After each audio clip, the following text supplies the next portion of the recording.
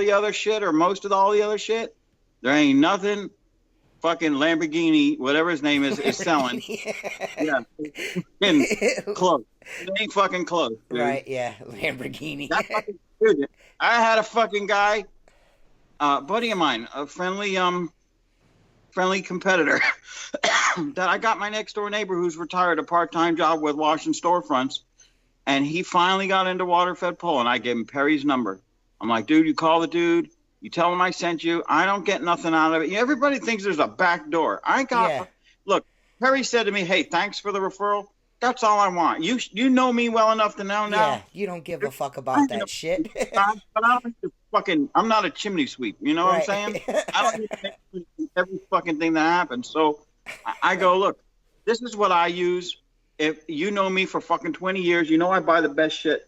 And he goes and buys that fucking X0 pole from Lamborghini. And he goes, I go, dude, why the fuck did you buy that? Well, it's $400 cheaper. And I go, you could spend, but what you bought is now worthless. Right. And in order to get the right shit, you're back to $1,200. You know what I'm saying? Mm-hmm. The $400 should be irrelevant when you can fucking go do. He's like, well, I'm not going to go as high as you do. And I go, but when you need it, it's fucking there. I go, you bought a limp dick. That's what you bought. You bought a limp dick pole, right? With a limp dick brush and a limp dick fucking water system. And then he goes to me, we have a local guy that regenerates the resin. Yeah. That I've been using for 15 years. And I have a set of tanks from him when I do strictly DI tanks. Uh-huh. and Alan brought the fucking tank that he bought from WCR in there. Mm-hmm. And the guy goes, I ain't fucking touching that thing. And he goes, Mark sent me in here. He goes, and Mark told me you were coming to either rent or buy a tank from me. He says, because you're Mark's buddy, I was going to give you a tank for 30 days for free. No charge. Mm-hmm. Bring it back extended, and I'll regenerate it for $50, and you go make money with it. And at that point, I sell you the tank. He goes, you brought this shit. He goes, I can't put that resin with the resin in my regeneration machine because I don't know where it came from. And he goes, and the fittings and everything on that are fucking junk. He goes, so Alan's like, well, what am I supposed to do? He goes, well, what did they tell you to do? Well, buy resin from them or ship them the tank back. And then I go, Alan, this fucking guy is 10 miles from you. Right. And if you $10 more to save $30 in shipping, how much sense did that fucking make? Right. Dude, but everybody fuck those fucking bozos. Fucking idiots, dude. Like I told you. Well, I mean, I'm recording all this, but, you know. That's all right. I really wish I could. I really wish you could. I want to use the fucking Lamborghini part so bad. Dude, listen, Chris. That's so fucking DJ, funny. I don't that Lamborghini. You know why I don't care? Why? Because I ain't got no fucking YouTube channel. Right.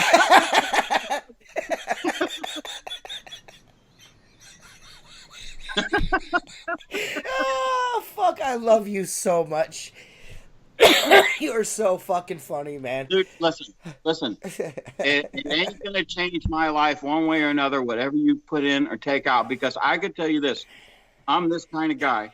I talk a lot of shit, but there ain't nothing I would ever say, especially publicly, that I wouldn't say to some motherfucker's face. Ain't nobody can intimidate me. I've been had my ass kicked. I don't care. Right. I don't even give a go shit. home and work that shit off and go back to work. You heard it here first. So, you know, we'll start it off right here, right now. This is Squeegee Life with T Squeegee and Mark Tanner. Outlaw Window Cleaner Radio is on pause right now because the fellas, Tim's got internet issues and Joshua Schoaf is literally working around the clock. He's working day and night, 7 days a week almost, guys. No bullshit. Joshua Schoaf is the real deal. He's got a big company, and he's having staffing issues, and he's making it up. He's not sitting on the couch. He's making it up himself. You gotta appreciate that. Let me ask you a question. Go ahead. Yes. What is a big company? What's a big company? Because everybody's definition is going to be different. What's a big company? Well, Josh, 300,000, 500,000. Josh is probably doing double the output than I am. I'll probably triple the output. So to me, that I would consider a big company. You would be considered a giant company because you hang from buildings and shit. Well, no. I mean, I don't know. I mean, I guess I don't know. I guess to me it'd be volume, customers. How much work are you doing? Well, no, I would, yeah, revenue, dude. Revenue, Not there even you go. volume. Fucking revenue is where it's at. Right. Look, I've spoke to guys that tell me, you must be fucking, hitting a home run, and I say, I'm not. I don't know what's a home run. I mean, everybody stays busy. I keep my company at 90%. This is what 90% means to me, that we are at 90% capacity on a monthly basis year round, and we have 10% for other shit that comes in. I get what you're saying. When we get into a bind, okay, we figure out how to get it done. Because here's the thing. If you run 90%, you always have room for growth. Yeah. Okay, so here's an example. Let's say an account that pays $3,000 a month comes in, a big chain of fucking stores, right? And says, hey, TJ, we're going to hire you. We're going to give you 40 locations, and it's going to pay you, let's just say $3,500 a month. And you say, well, shit, I'm at 90%, and I don't know if I can handle that. So I got $3,500, and we're going to, as soon as you put on another employee to handle that $3,500, you're in the fucking red, bro. Yeah. So I guess what you're saying is it's all relative in the end. It's all relative. It's all relative. I worked for a guy. I guess some guys could probably look at me and see what I'm doing even as a solo operation, and just based on my overhead and my operating costs and how busy that I am, like I could run 6 days a week, 7 days a week myself if I really wanted to, but I choose not to because I'm solo and I'm trying to keep myself fresh. So I'm a little more picky with my clientele. I stick with the commercial accounts I know that are going to pay good and be repeat customers and are concerned about quality. And my residential customers, if you are in the least slightest bit finicky or hard to deal with, I'm not. That's it. You get one chance with me. I'm picky now. I'm to the point now on customer base and accounts that I'm like, I'm not saying I don't want no more work, but I feel like why overextend myself for a little extra cash or have to hire somebody in off the street. I mean, my daughter works with me, but that's different. But, bringing someone off the street that I don't know, I couldn't even imagine having to deal with that. If you have grown to a point, whether you have yourself and 3 employees or yourself and a part-timer or yourself or someone on call, but if you've grown to a point where you can be particular, that's a better word than picky, particular about who you work for, then, dude, you're doing it right. And here's the reason. When I started, I'd do anything that anybody wanted to make that extra buck because I had no choice. Hey, you got those ladders? Can you go up there and dust that ceiling fan or, clean the AC intake vent? Or I got a dryer vent fucking cleaning thing. Yeah. And you know what? I did it. And I hated every minute of it. Yeah, I did the same thing when I was starting out. Yeah. Yeah, I have a job I've been going back and forth with for 6 fucking months. They built a $25 million building. It's a big furniture store. And they finally approved the price. They're based out of Chicago, and they said, we're not used to doing window cleaning 4 times a year. We do it once or twice a year. I go, dude, you're 5 miles from the beach. You're 7 miles from the airport, and the building across the street. He says, yeah. I said, we do that building 4 times a year, and every time we get there, it's filthy. That tells me that this place is going to be a shithole in 6 months to a year if you don't take care of it. And that's up to you. But the point is, I'm particular because I'm surveying them just like they're surveying me. And if we're not a good fit, I won't feel bad when I go by and someone else is doing it. Right. Because they said to me, dude, this place has valet parking. Everybody from the island of Palm Beach shops there for furniture. They have a restaurant on the top of the furniture store that I ain't shitting you, dude. A grilled cheese sandwich is $17.50. Bitch. I see that shit. I go for $17.50 to be a buck-ass naked bitch, and not doing on the fucking plate. Right. So I'm seeing if we're a good fit. So, make a long story short, they finally approved the pricing, They added a bunch of extra stuff, which is always good. Right. And then they said, here's the catch. I go, I don't like catches. Yeah. The job has to be done off hours. I go, okay, so what is off hours? Well, we're open every day from 11 a.m. to 7 p.m. And on Saturday, it's 11 a.m. to 5 p.m. And on Sunday, it's 12 to, 5. And I go, so if I put my guys in Sky's the Limit polo shirts with clean pants, and they look like, high-class window cleaners, because we're just window cleaners. Right. We can't work during operating hours. Said no. I said, get somebody else. Yeah. I said, you know what? I am not working in the dark. I am not losing my time with my family or anything else like that, nor will I allow my employees to do the to same work thing. Yeah, just so we need to come to an agreement, and that's where I stand with it. And it's still going back and forth. And you know what? If I get it, I do. And if I don't, see, I mean, on the flip side of that, like you said, just to keep us all honest, I'm not like, I'm doing so well, I don't need, blah, blah, nah. I'm just, like you said, I'm kind of particular about the way I run my business, and I want potential customers and new customers to fit that, so we both congeal and it works. You know what I mean? I'm still looking for residential work. You know what I mean? I bid a couple of jobs Saturday. On my day off. Just quick drive by, walk around deal. I mean, you just gotta, some people do have to work at night when they're first starting. I had to. There was a lot of shit the first couple years I was in business for myself. I did a lot of shit I didn't want to do, but I did it because I needed to. But if you do those things will lead to other things, and and you'll eventually get to the point where you don't have to do those jobs anymore.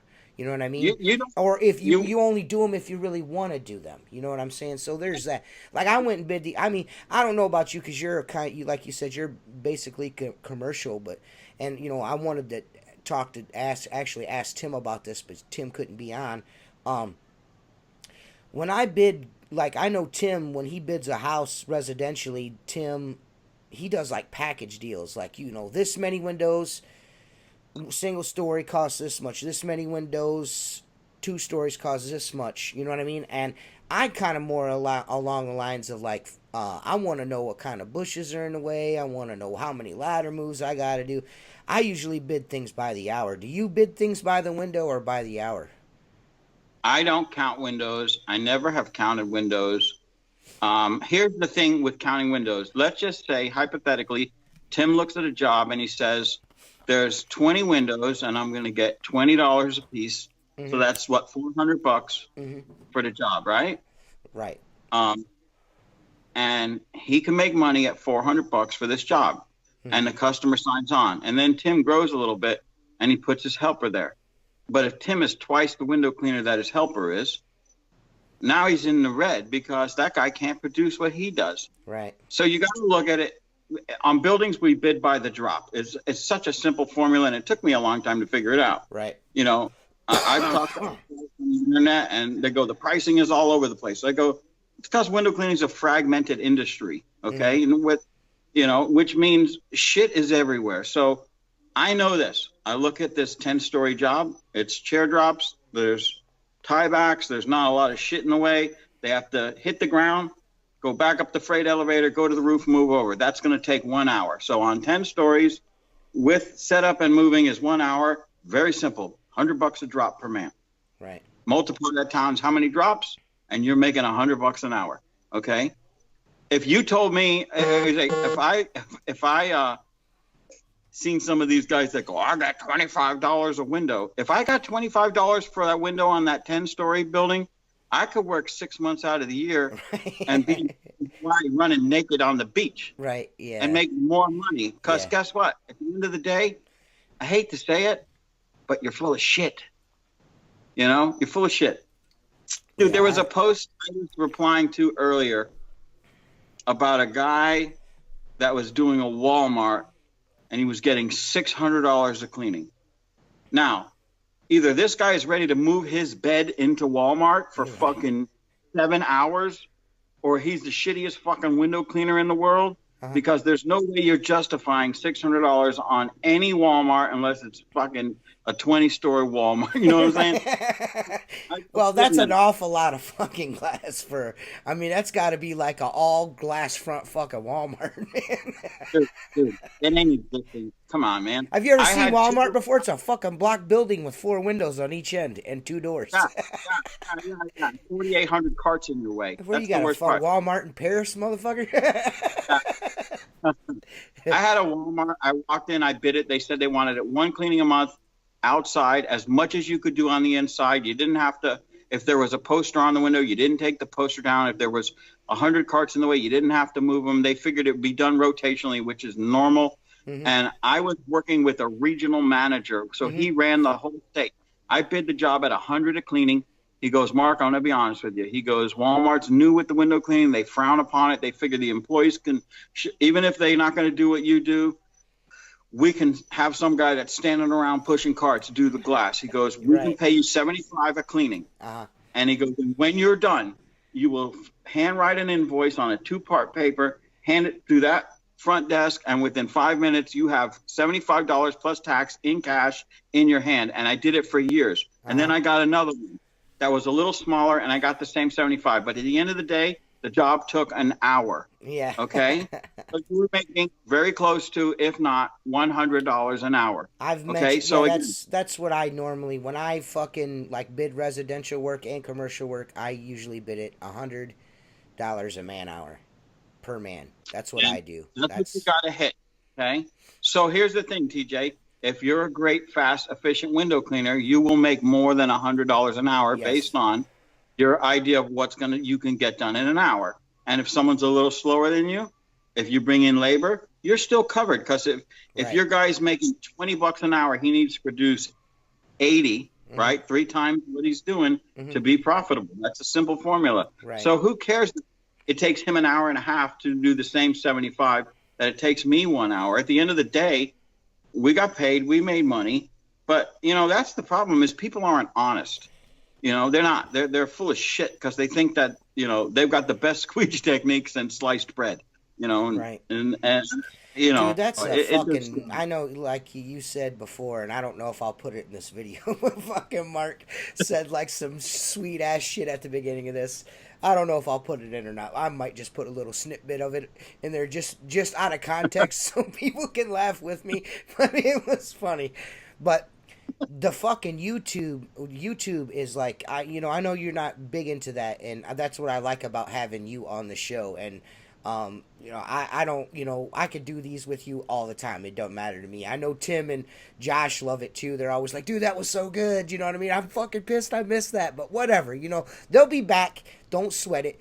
But, the YouTube is so full, and I call it the YouTube like I'm fucking 80 years old. The old YouTubes. But the YouTube is full of window cleaning technique videos. It's like, man, do you guys ever get fucking tired of talking about, you know what I mean? Like, I'm saying this, and I'm probably going to do a gunslinger video tomorrow, but that's just to promote a product for Richie, because Richie's my man, and his hip bucket, the gunslinger, is fucking badass. But how many fucking times we all seen it. There's nothing you're doing with your squeegee, and I've said this in my videos several times. My technique, I'm not trying to show you guys, hey man, this is how you're supposed to do it. I'm just doing it the way I do it. You know what I mean? And I'm letting you guys see the way I do it. Maybe you could see something that I'm doing and be like, oh shit, let me try that. Maybe that'll make me quicker, or I'll add this or whatever.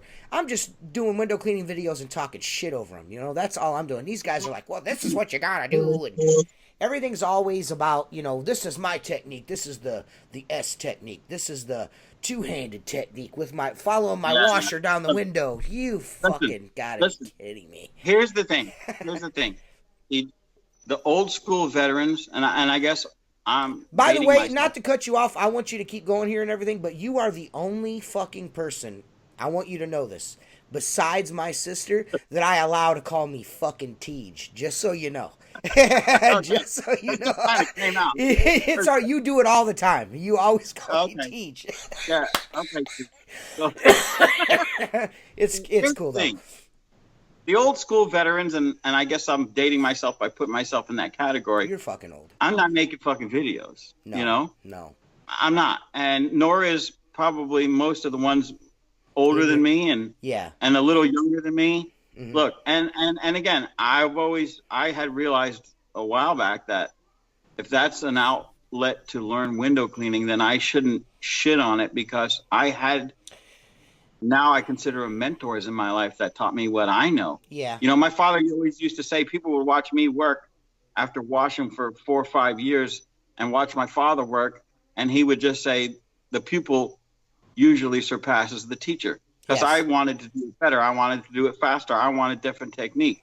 You know, I'm also a believer in guys that run out and buy the latest, greatest, fancy colored fucking squeegee with plastic ends or pivoting handles, or not that I don't use certain aspects of that to make themselves into a better window cleaner, are doing nothing more than wasting their fucking money. You're doing yourself a disservice if you think the newest tool on the market as far as squeegee technology and shit goes, and I'm not shitting on any particular products at all, but all these products designed to do this and to do that, less this and less that. I could take a fucking brass squeegee or a Sorbo channel, just a regular 3x4 channel, and fucking clean the windows and not have any fucking water on the edge of the glass. I mean, you know what? You're using trying to use technology to fuck up, to cover poor technique. Simple as that. I'll tell you a funny story, because I'm not going to trash any particular tool. Right. But those who have these in their hands, they're going to either disagree or agree with me. But you know, look, I'm also of the idea that, well, we're not talking about a lot of money here to buy this new handle and this new channel. Mm-hmm. Let's give it a go. You know, I mean, look, I was a brass, a Tory or Unger guy for 15 years. I hired an employee that came with experience, and he was a Sorbo Cobra guy. Now, my worst experience with Sorbo was that when I got in, I bought a couple channels. I bought that long roll of rubber and just figured I'd cut my rubbers. Mm-hmm. And for whatever reason, I never got good rubber out of it. And I don't know if that's second pieces, or if it's just so much chance of it getting screwed up because it's such one giant roll that I was like, I just can't get the quality out of it. And he came in with the Sorbo Cobra with the 45-degree plastic ends. And because I said to him, what do you use so I know what to buy? And I'm like, he says, well, this is what I use, shows it to me. Now, I never tried the Cobra with the plastic end. And I go, all right. I said, you're stuck with that. And he goes, that's what I use. Okay, so I start ordering the rubbers for it. And I order myself an 18 and a 22, which is my common go-to for commercial work. And I put it in my hand, and I realized I could hit the bottom of a transom above a door. I could get into the corner without doing any detailing. Getting behind certain door pulls is a little bit harder on a commercial storefront if they're tight to the door. Right. But you learn how to get around it on different angles. And at that point, and I bought a gross of T-rubber, and I was okay. But I've tried the other ones that have come out over the last few years with these plastic end clips that hang on. And I put it in one of my guy's hands, and he grabs it, and it's a pivot squeegee, and you can just shake it and watch the slop in it. And he's like, he didn't even put on a glass. He goes, it's a fucking toy. This won't last. Right. This won't last a day in the world of pounding commercial window cleaning where you're going to clean 400 windows in a day. Now, it might work fine on a residential where you're going to do 40 windows. Or if you clean chicken joints, you know what I mean? If you do like, you know, exactly. Bobby's five and dimes all day long, it might be cool or whatever, but I just don't to me, I bought a couple of the new pivots and, you know, the doodad squeegees and all that fucking shit. And it was just like, man, I'm out there fucking dicking around trying to, you know, get a technique down and be just as quick as I am with my regular 3x4 fucking Sorbo channel that I've been using since I like brass squeegees for residential work, but for commercial work, I like Sorbo channels. I tried that Unger Ninja. You know, I was like, man, I don't have to fuck with the clips on my Sorbo channels no more. You know, the little, you know, I was like, I don't have to dick with that no more. I'll try this out. It was cool. And they're okay, but I keep going back to that. I go back to that Sorbo channel. I can't get away from it. I just can't get away from it. Here's what I found. I found that the one that has clipless ends that has those big plastic buttons that you slide in. It just was cumbersome to get behind door pulls and stuff. It is cool to pull the rubbers out. It is faster to do that, but it bangs into stuff when you're trying to get behind door pulls and all that. It's just tough. It's not easy. And it's something else that can wear out or not keep tight. But so I ended up handing off one of my squeegees to one of the guys, and I went in my storage thing where I keep all my stuff, and I had a Unger Ninja handle, and I put it on the Cobra channel. That's the one with the plastic ends and the 45s. And then I put a picture of it, or it was visible in a picture, and someone said, "Oh, that's the same combination I use," and found that, man, that Unger, that Cobra handle gives you a little bit more angle than the Sorbo one, so it gets you to the bottom of that transom without having to rag the bottom. And it was my go-to. And then they went and put this lock on it that you have this awkward push button thing.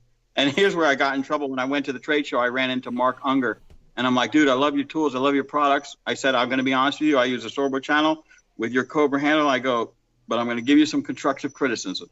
You can't buy them anymore without the lock." And he goes, "Yeah, I designed the lock." And I go, "The lock, when it's in the unlock position, is very uncomfortable in your hand." I said, "Can we get the old one back?" He goes, "Well, they've changed the mold and this and that. I don't think it's going to happen." And then I showed him pictures how I took mine apart and filed a little nub off it with a Dremel tool, and then actually glued that little button back in place. And he looked like he was ready to shoot me, See, you know what, man?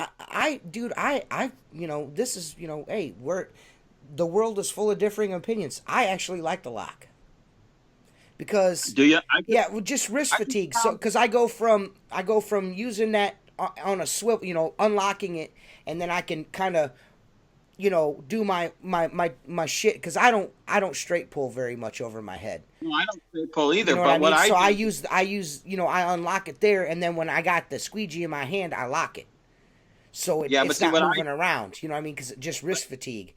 So what that's I do just is me. So I keep the screw tightened to a certain preload, so that when I come go into and straight across the top, okay, I can use the edge of the window frame to give me the alignment I need. Yes. Okay. And then when I pull it down, as soon as it's in my hand, I straighten it out, and I keep it with attention. And again, look. So what Mark is saying is that I just need to learn how to clean windows, right? And I won't have to worry about that lock. I'm only fucking with you, man. I'm only fucking with you, bro. I'll tell you this: when I've seen a handful of good window cleaners around, and I say, you know what, this guy knows his shit. I was washing a Whole Foods up here. 9 times out of 10, you need window cleaning, and we got a lot of retired window cleaners down here. They're legends in their own minds. We've talked about that. It's funny. Yeah. And I'm cleaning this window at a Whole Foods, and it's the cafeteria area of the Whole Foods. It's the biggest section. And I'm washing it, and the guy walks out, because I noticed him looking, and he says, "Hey, man, I just want to tell you that I'm a window cleaner." And I go, I'm saying to myself, here we go. And I go, "Oh, yeah, where did you work?" "Well, I worked up north." And he says, "But I got to tell you something. I've never seen that technique you're using, and that's very efficient. Where did you learn that?" I said, "Well, I worked with some really old school guys, and, I kind of changed little things my way, but it kind of changes it up and makes it not so monotonous." And he goes, "I just wanted to tell you, man." He says, you got it right." And I said to him, "I'm going to tell you something. You're the first person I've ever met that come out and give me a compliment that wasn't a legend in his own mind, making $1 million per window." Right. And I thank you, because you just made my day. Right. You know what I'm saying? Well, that's the guy that taught me, like you were saying, Matt, the pupil usually surpasses the master. Your dad said. Yeah. That's the guy that showed me how to clean windows. I mean, he's like, "Dude, I can't even keep up with you." Yeah. I was like, he goes, we worked together last summer for a couple of days. He helped me out. I had a couple of these. I had some 3-story brick residential homes right on the lake. They were fucking gigantic, and I was like, "There's no way I'm going to get these done on my schedule." So, why not do them? And bring him on. He could use some extra cash. You know what I mean? Help him out. Yeah. And he come out, and I'm halfway through with my house, and he's like, "Dude," I'm like, "What?" He goes, the fuck's going on? He insisted that we walked around the house because he wanted to do like he used to do and be like, where, you missed a spot. What about that spot in that corner up there? He's like, he walked around the house. He's like, fuck. He goes, man. He goes, I don't know whether to be jealous or proud. I was like, why? He goes, because you're fucking faster than I am already. I was like, he goes, no, that's a great thing, man. That's a great thing. He goes, but you're not going to do that on a YouTube video or on Facebook no. You're video. All you're gonna get is fucking haze. People will haze you. I will say this though, I saw a guy recently, and I don't pay attention to the name, but he was using that Unger 0 degree handle, and he was playing the glass like you would with a wagtail. Mm-hmm. I guess someone else soaped him up or whatever, and he was talented because I tried that, and there's such a learning curve with that. Well, not for nothing, but I am really good with that handle myself. Oh, yeah? I fan like a wagtail with my 0 degree. To me, overhead work and shit like that, you can't fuck with it. It's bad. I can blast some windows out with that combo. Yeah. I like the S plus channel with the 0 degree handle. That's my shit. I love it. Yeah. I tried it because I got this OCD thing, so something cool comes out, I buy 2 of them just in case I can't get it again. Okay. And I bought those 0 degree to set them up with an 18-inch channel. Okay. And I seen that guy with the video playing the glass like that, and I'm like, well, it's cool. It really didn't. I could probably clean the window faster the way I do it, or about the same speed. But I like that technique, and I'm gonna try it. And I got it pretty good until finishing the window. Yeah. Getting into that last closing out corner. And by that time I start to get frustrated and go back to my way. Right, I mean, I found with using the 18-inch channel on the 0 degree hand, it's almost too much squeegee for it. I'm not saying it can't be done, but I usually fan between 12 and 14 inches. That's usually what I use. The reason why I got into using that channel is because the mall here in my town was renovated about 10 years ago.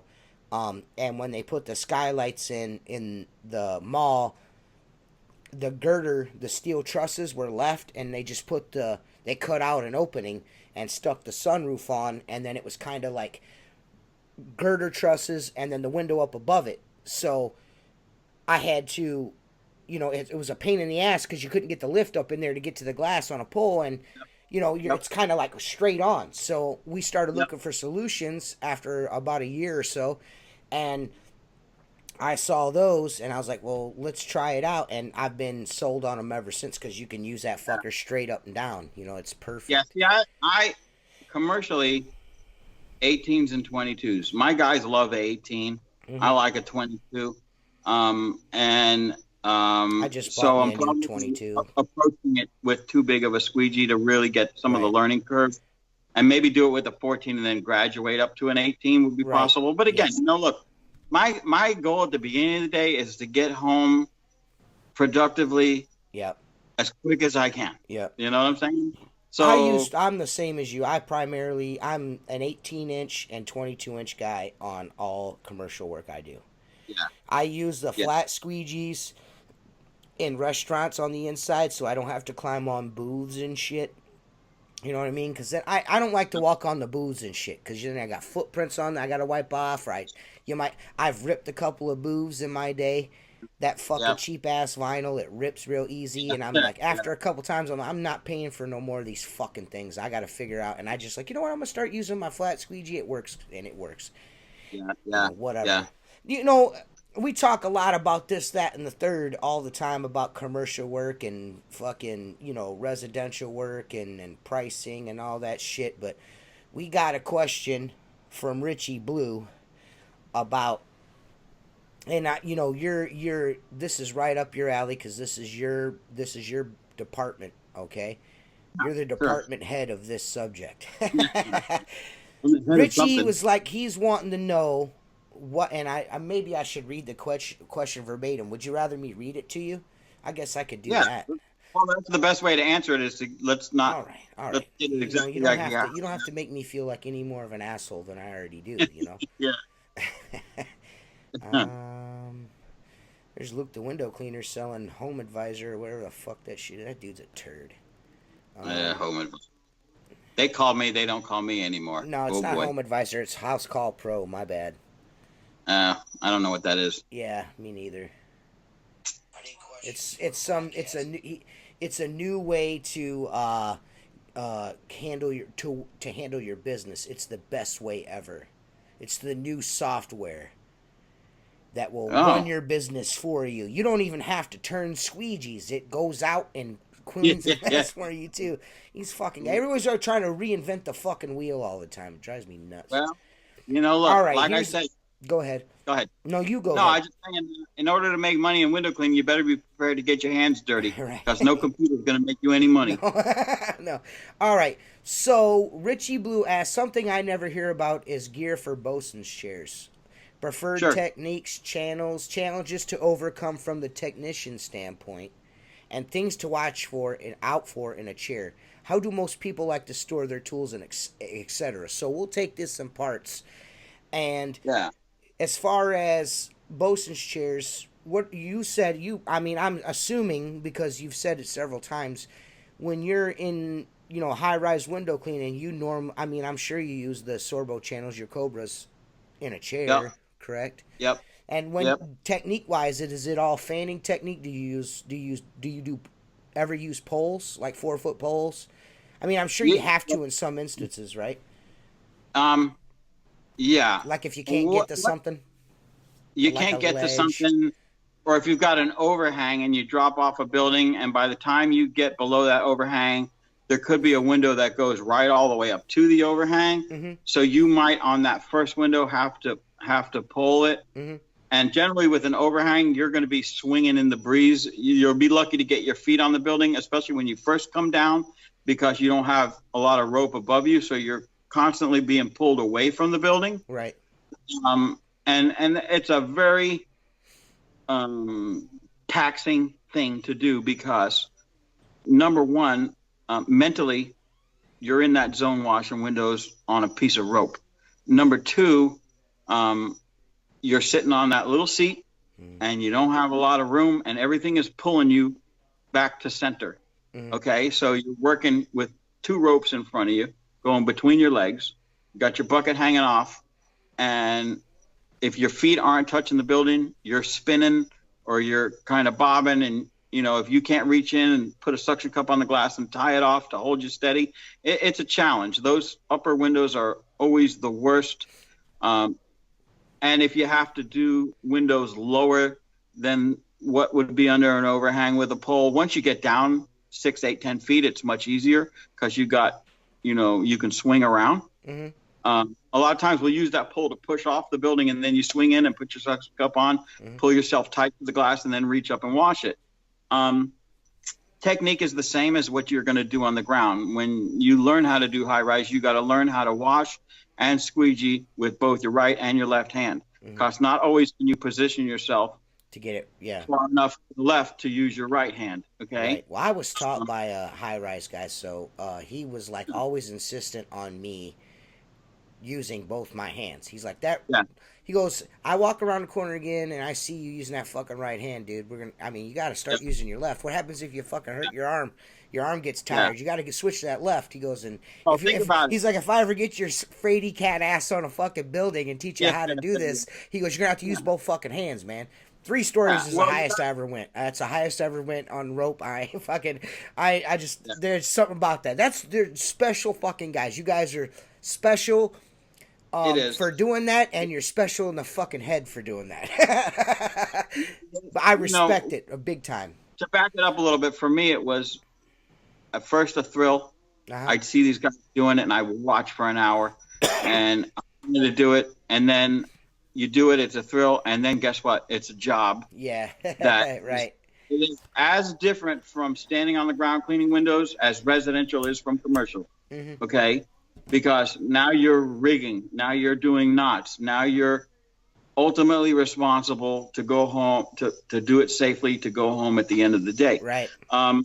So anyway, to get back, look, I've always, and there are different guys out there, some very proficient high-rise guys I've seen, some of them, you know, usually if you see a high-rise guy washing windows puts a video up, whether it's YouTube or Facebook, he knows shit generally.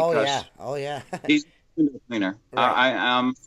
And I will say this, and I'm speaking for myself and the guys that work with me, and it could be different, but I'm kind of thinking this is dead nuts it. The least amount of equipment that you're going to carry is what you want, okay? Because everything that you bring down with you has to go back up, which means you're carrying it.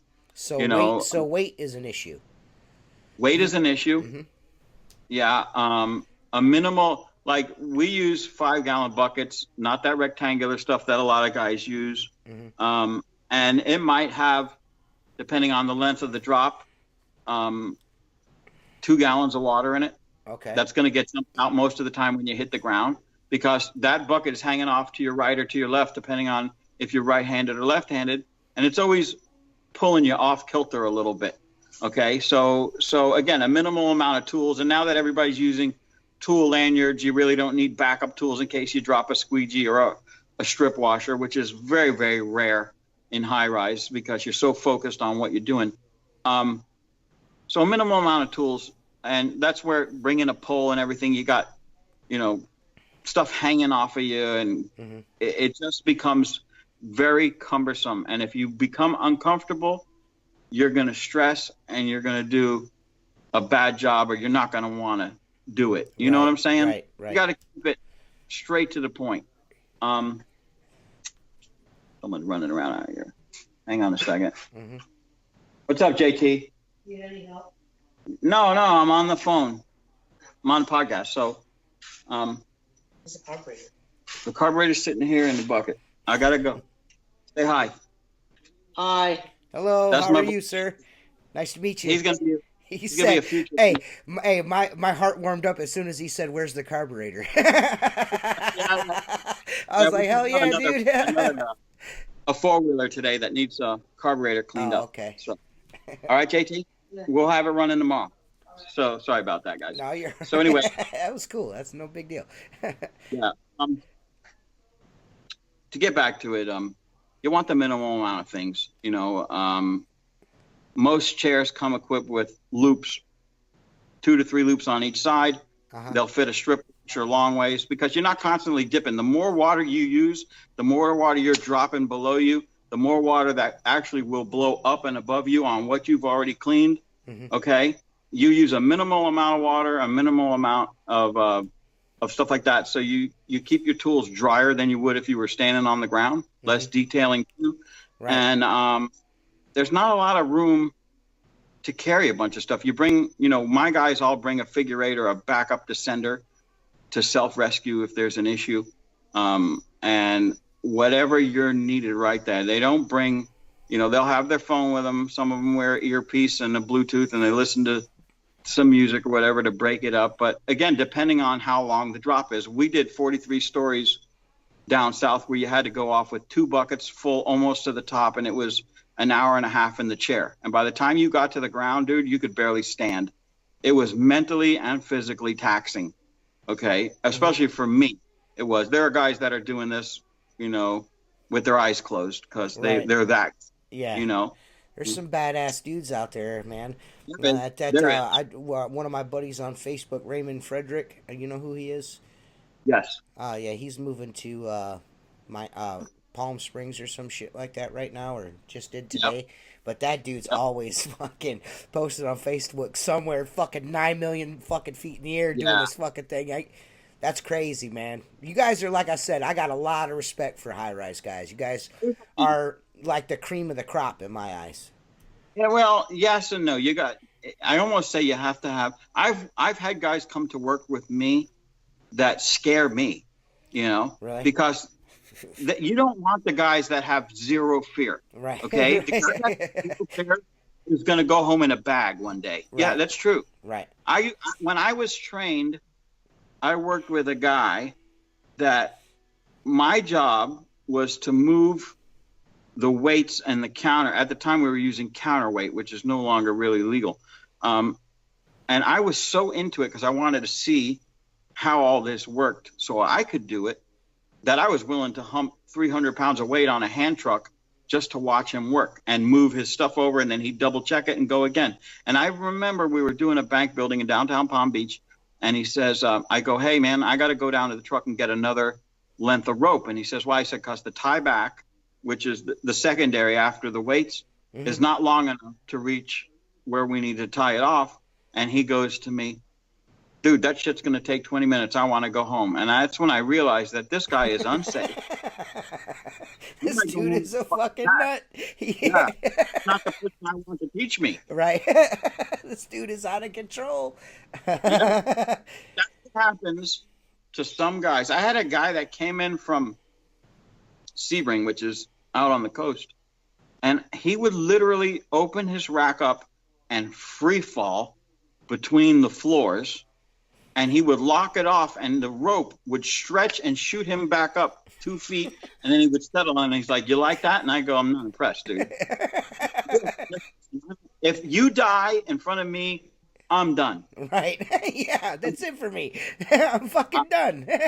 You just fucked it all up for me, dude. Yeah.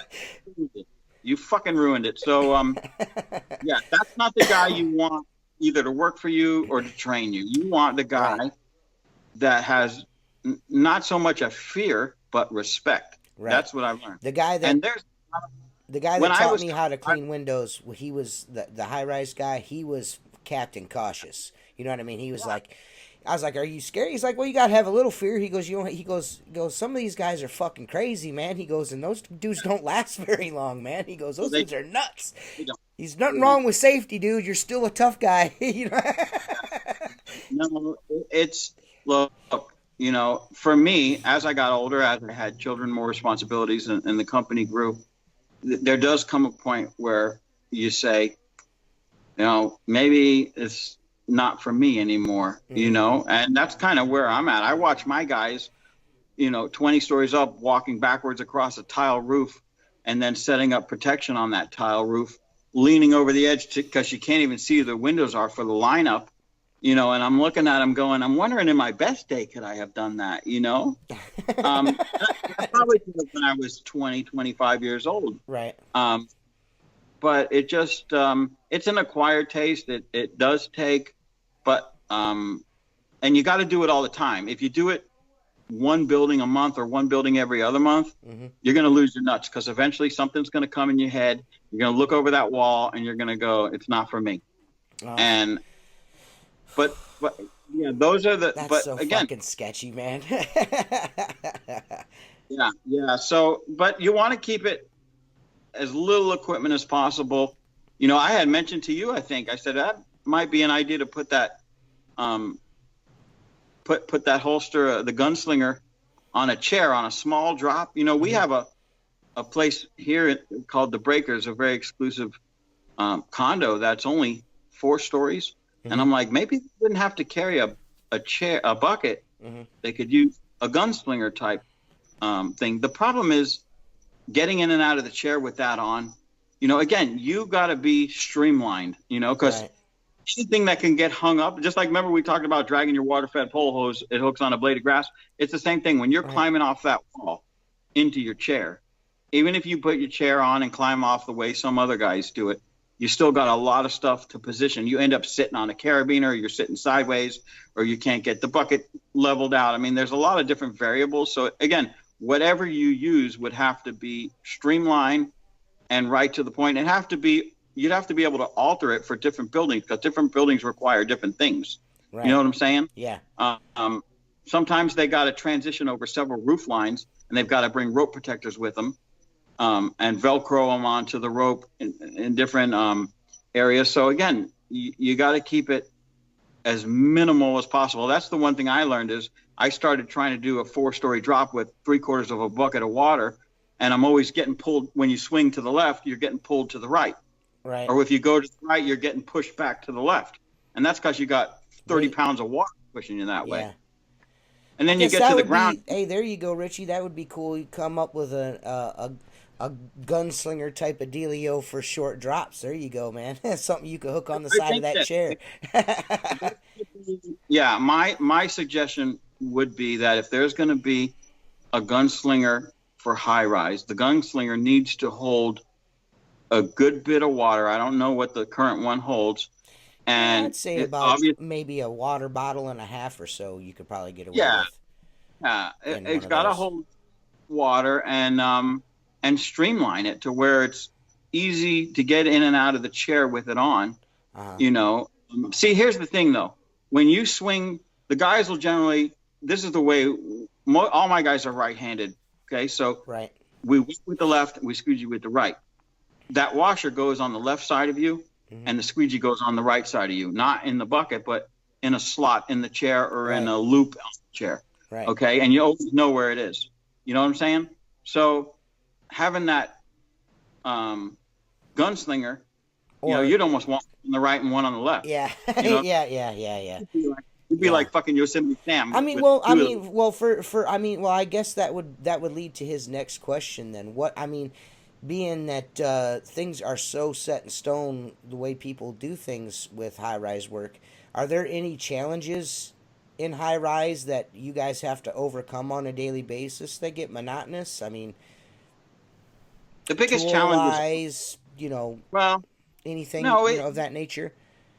We use the same exact tools that you would use on the ground, but the biggest challenge is really architecture. Architects and contractors generally build something, not all the time, but 50% of the time, nobody ever thought about any kind of maintenance that's going to happen, whether it's window cleaning or caulking any of that shit. There's no thought put in that at all.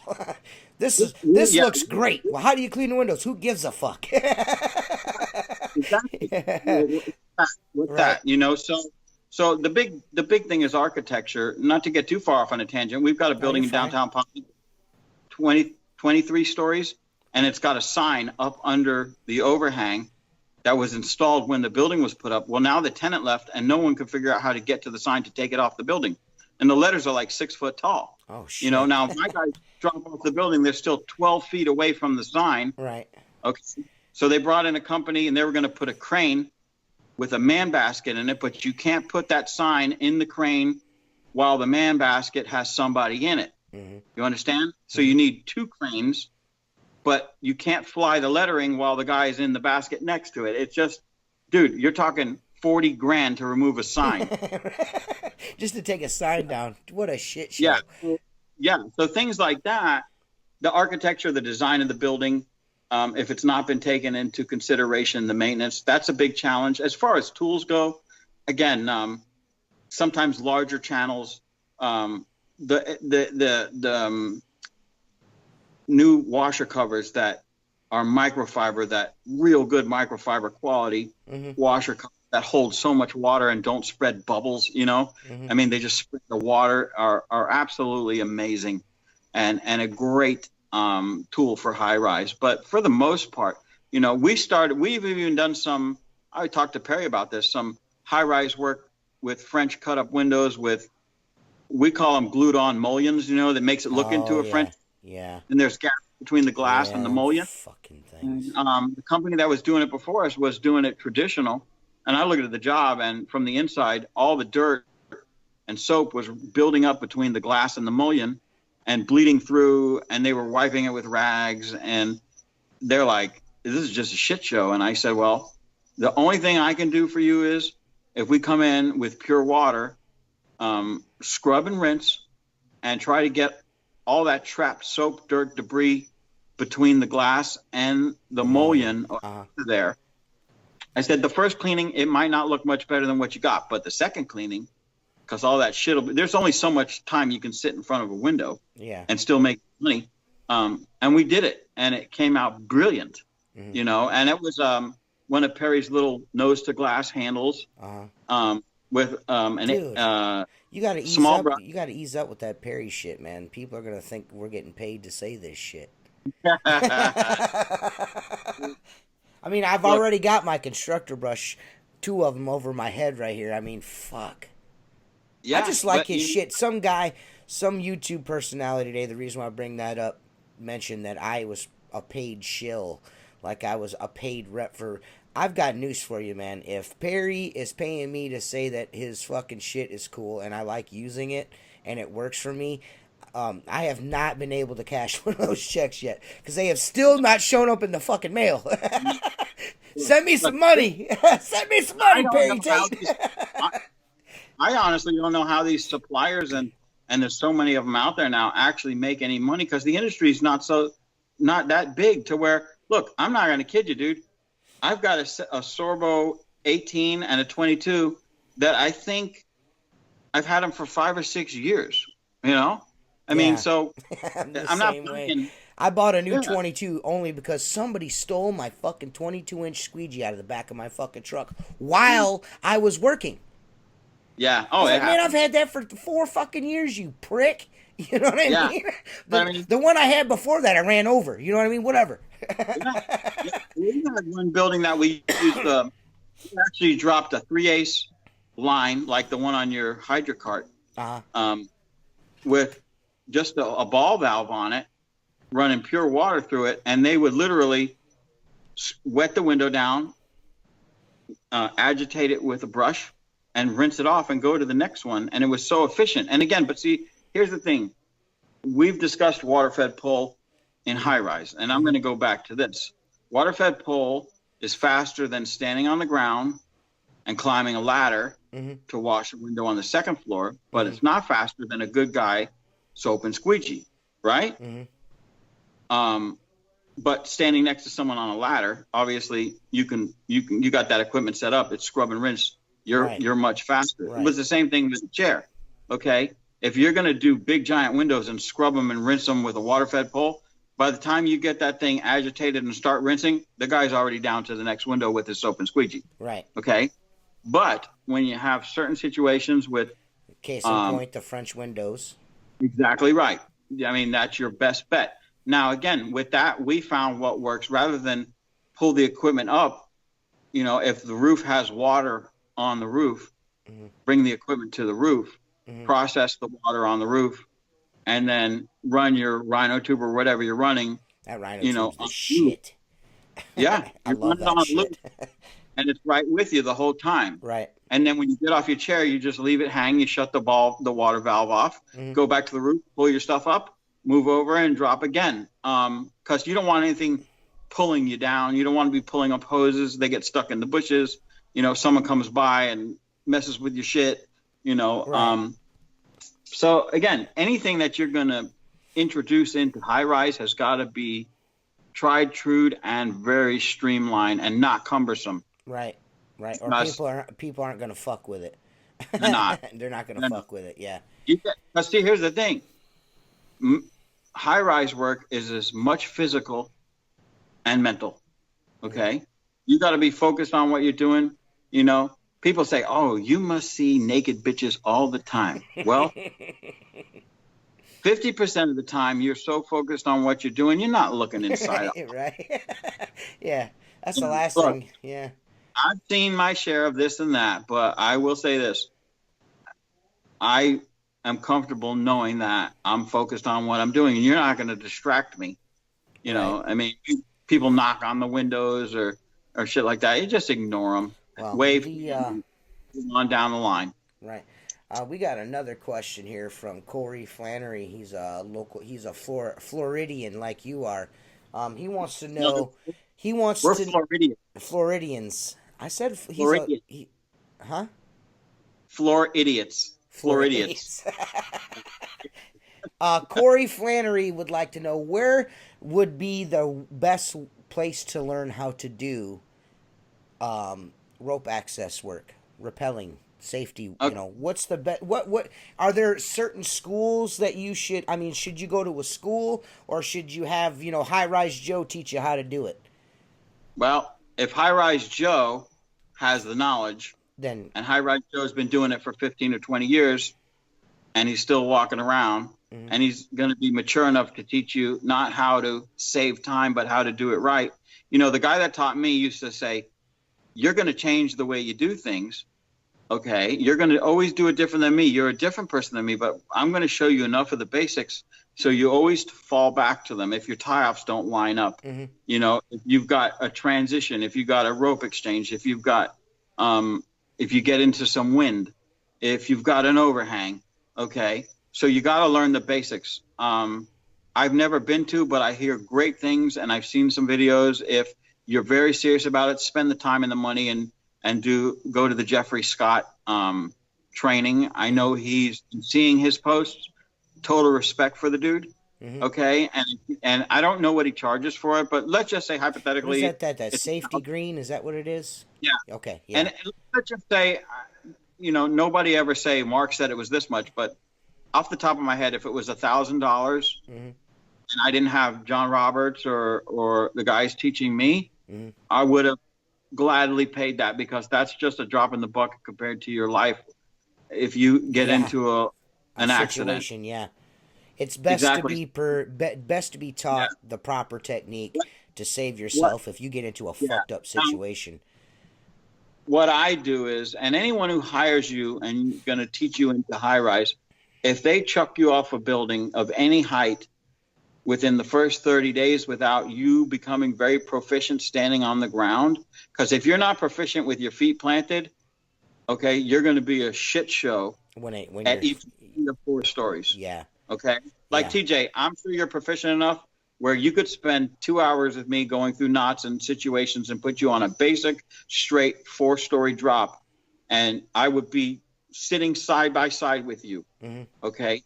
Telling you everything that's about to happen, what could happen, and what's going to happen. Okay. Meaning at the end of that drop, you'd be comfortable with it. And within a few days, you would be willing to, I wouldn't put you there by yourself.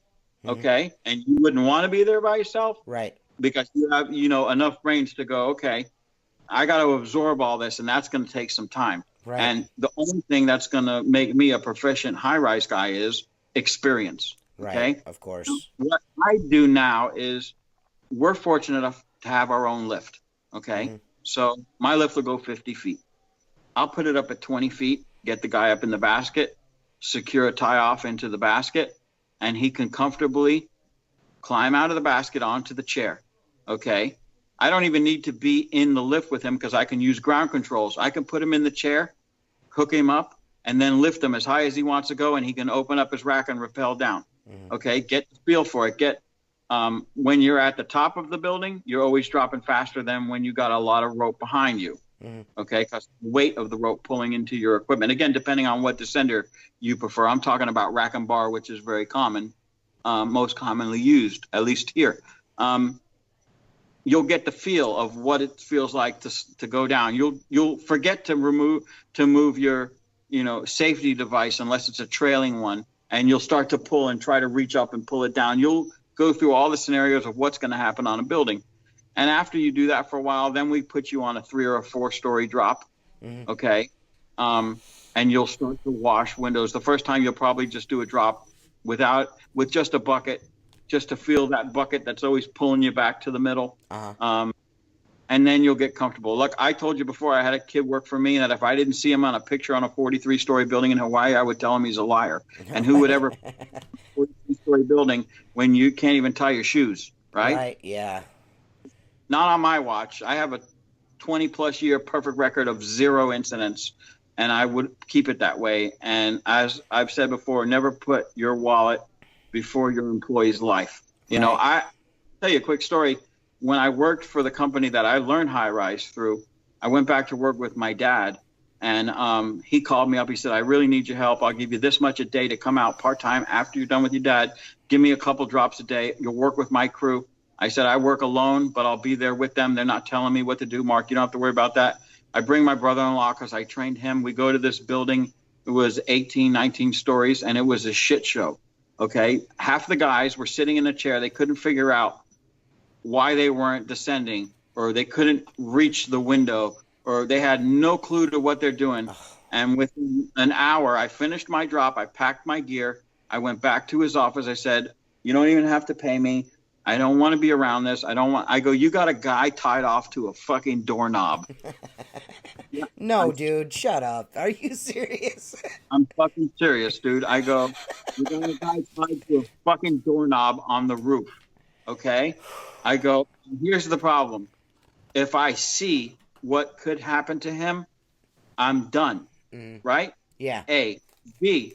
I said to him right to his face, how do you live with yourself if you hear a siren going down the road wondering, is that one of your guys fucking splattered on the ground? Because he tied his rope to a fucking doorknob. But, dude, I walked up to another window, and luckily the window can be on the inside, and it's not common that a high-rise job, you can open the windows like you would on a house. Uh-huh. And it was a convalescence center. And I happened to be walking by, and I see a guy sitting in front of the window, and he's messing with his rack, and he's pulling on his safety. And I open the window. I'm like, dude, what's going on? He's like, I don't know why it won't go down anymore. And the rope had slipped between the bars and got hung up. And I'm like, listen, I said, here's what we're going to do. I'm going to open this window all the way. You're going to give me your hand. Don't take your safety off. You're gonna lean back. You're gonna put your feet in first. I'm gonna pull you through the window. Once I get your feet in, you need to open your rack so that we can get you in here and safely figure out. And he had racked up, wasn't paying attention, and he had 2 bars backwards, which is almost impossible. I've never seen it. Meaning this, had he gone down a few more feet and opened up his rack to go, those 2 bars would have completely opened and he'd have been a free fall. Okay? Holy fuck.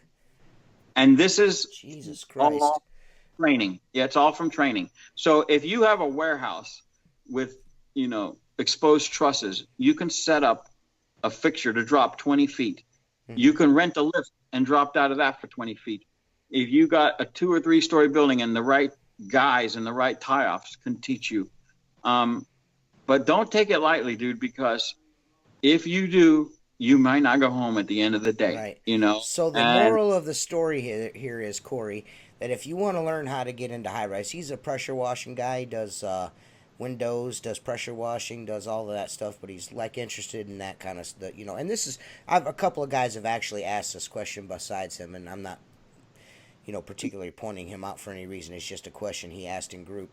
The moral of the story here is that, that whoever you decide to have train you in doing this, from what Mark is telling me here, is that make sure that you are confident in him, and you're confident with wanting to go home safely, because that's key. You want to be taught properly. Yeah. Look, I'll tell you what, Corey. I don't know what part of Florida you're moving to, and I always make offers. No. Corey already lives in Florida.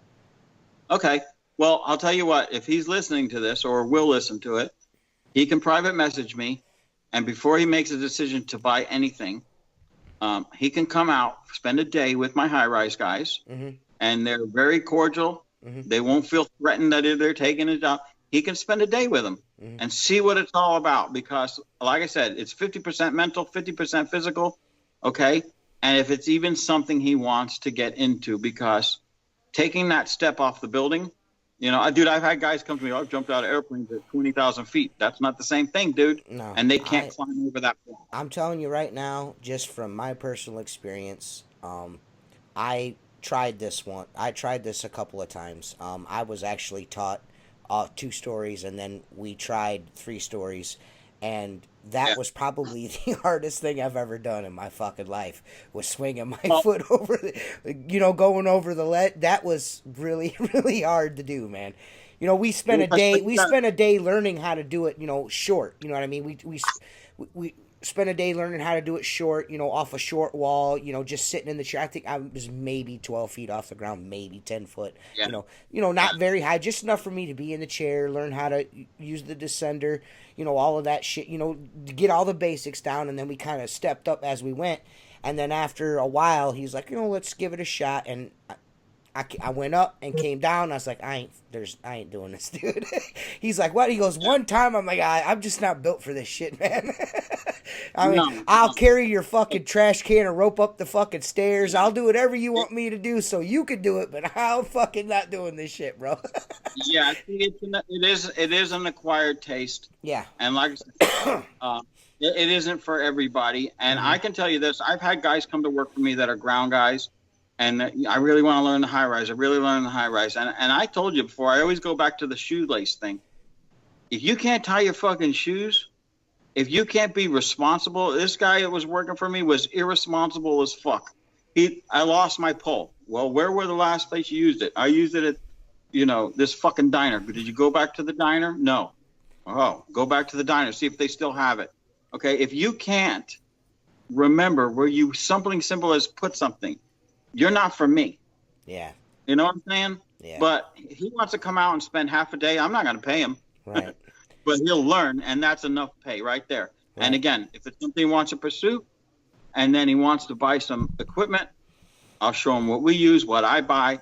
You know, my guys, whatever they need, they get. There isn't a question about it. We retire ropes every other year, depending on what they're doing with it. You know, I buy this year's ropes for, you know, I'll buy in December stuff we're going to use the following year. And after that, it's gone. It's done. You know, and I've worked for guys that the shit is so old and stiff, you can't even tie it tight.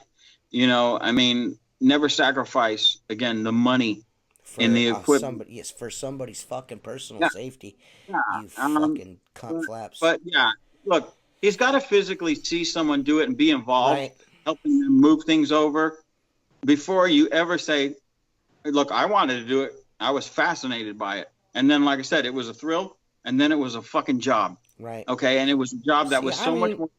Yeah, I'll go up, I'll put my harness on and go up in a fucking lift 50, 60 feet in the air. I'm okay with that. But there's just something about being on that fucking rope and stepping over the edge. I can't, it's just different, man. It's different. Yeah. It's different than your feet in a basket or your feet on a ladder. Yeah. There's something different about hanging from something. It just feels different, man. Yeah, you're right. The one thing you got to learn too is, especially when you get into, you know, over 10 stories, you know, people go, what's the highest building you ever done? Well, what does that really matter? You're going to die from 10 stories the same way you're going to die from 30 stories. Just take you longer to hit the fucking ground. Right. You know? You're just going to have more to think about on your way down. Oh, fuck. Did I leave the coffee pot on?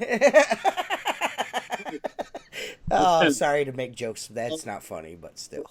And again, look,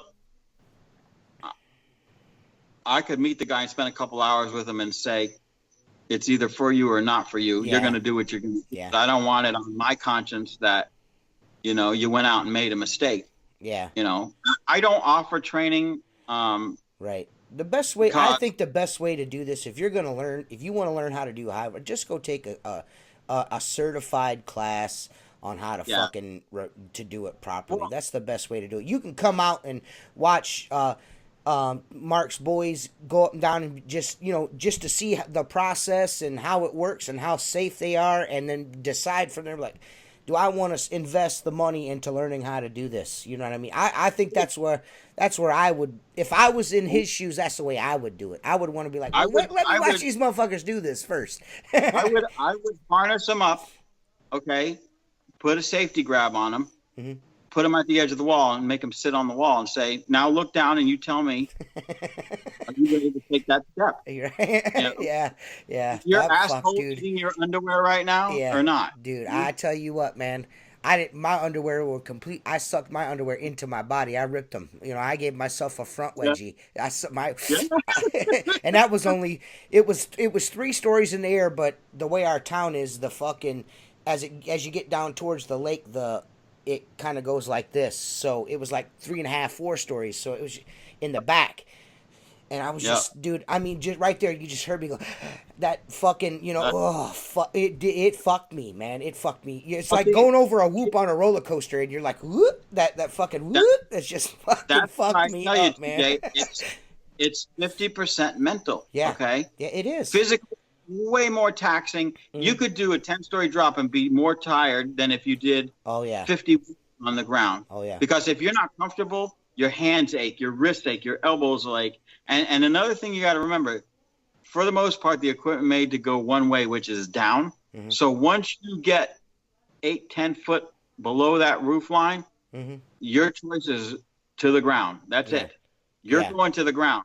Okay. I mean, could you be pulled up? That's possible, but you got to make sure that once you open up that rack or squeeze the trigger on your descender, you're going down. Right. And there's turning back. Yep, you might have every minute. It might feel like 3. Go ahead. The guy that fucking did our drops for us when I used to work for the guy I bought the company from. He's in his 40s now, and to talk to him now, he does not. He's, I guess, where you're at, kind of. he's like, I mean, I'll do it. He goes, I really don't fucking want to. You know what I mean? Yeah. So, I don't even ask him anymore. The building that we used to do, I used to carry his bucket and his chair up for him every time, you know what I mean? Just to give the guy a break, because there was no fucking elevator in this bitch. We were doing stairs, you know what I mean? And, and I could tell, he'd be fucking full of energy. He'd get, his 4 drops on the front done. And then when it was time to move, reposition, and get it set up on the other side of the building, you could just see it, wearing on him. He's, and now he's just like, I don't even feel like fucking with this shit, man. I was like, well, we'll just stop doing that. I don't need to do it any fucking way. So, yeah, if he did 4 drops, that's why I'm telling you.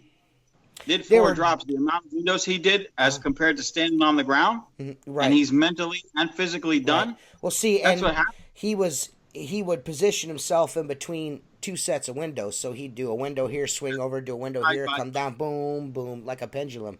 And it was essentially 6 sets of windows, all 4 stories. So he'd just swing back and forth in between. So he did 4 drops. So it was actually 8, actually. My bad. I had a kid working for me for over a year, and he wanted to learn.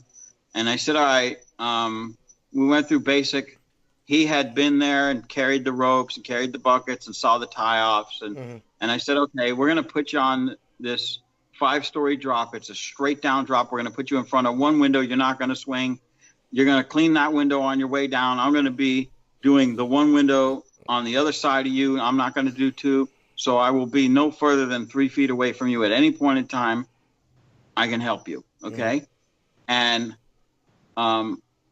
the 5-story drop took over an hour, which my guy's doing 10 to 15 minutes. Right. Because he was so mentally drained that he'd open the rack up and it would move down 1 inch, and then he would move his safety down, and then he would move another inch. And I'm like, dude, if you can't relax, then this isn't for you. I can't make you relax. Right. You need to take a deep breath. You need to have confidence in what I've taught you, confidence in your equipment. You've got the best equipment that is available. Right. Okay. But if mentally you can't wrap your head around those variables, then this isn't for you. He did wash his windows, missed every corner, forgot to wipe the sill. I wasn't complaining about it. We sent back and redid the drop. And when he got to the ground, he could barely walk. He was physically and emotionally and mentally drained. And I still have 100% respect for him, because it's not for everybody. No, it's not. Half the high-rise guys, they do have a fucking screw loose. Right. Okay, they do. Yeah. I can tell you right now, that dude that showed me and I did that drop with, I'm telling you right now, he's a good dude, but he ain't, he's a little off. You know what I mean? And I'm have no problem admitting that it only took one time for me to do that, and I was completely sold on this ain't for me. this ain't for me, because I will make the money on. I'll do the groundwork. I'll carry shit and do the groundwork. I'm cool with that. I'll do all the insides, bro. I'll do the whole inside of the building, and you ain't got to do shit. Yeah. You see, but see, here's an analogy. When I do my storefronts, okay, and the store owner comes out and says, okay, I pay you $50 a month. We got 4 windows in the door. You come twice a month. Now my house has a little more windows than you do here in a month. So I'm kind of thinking it's going to be $60 to clean the house. No, it's not $60 to clean the house. It's a whole nother animal. My point is this: you can't base what you get on a commercial storefront as to what you would charge someone for their house. Right. And you can't base any of that on high rise, meaning this: you must make $1,000 every time you move those ropes over. If I gave you a drop that was 10 stories, TJ, and said, this building pays $100 a drop, and you should be able to do that drop and move over and get on to the next one, because it's not how fast you clean the windows. It's how fast you can clean the windows, get to the ground, get back to the roof, move your equipment over, and climb back over that wall. You understand? Right. Safely and efficiently. Just like you said, you had to climb stairs. I got a building that's 23 stories. You have to get off on 17 and climb the rest to the roof, okay? Because they won't let you through the floor. But my point is, if you do it thinking there's a shit ton of money, there's only a shit ton of money if you're very good at what you do. Right. So I go to this, TJ. Again, it's all relative. It's all fucking relative. Exactly. If I told you, TJ, that this building pays $100 a drop, we're charging them $100 a drop because it could be done in a half an hour with move over 45 minutes, and you're on to the next one. Sounds like it's pretty good money. Well, not for really what it is, because if I came to you and said, TJ, you're going to make half of the labor rate we're getting on this job, and I handed you the rope, gave you the training, would you climb off that wall for $50? You'd be like, fuck you, dude. Right. Yeah, exactly. Yeah. I would say, fuck you, dude.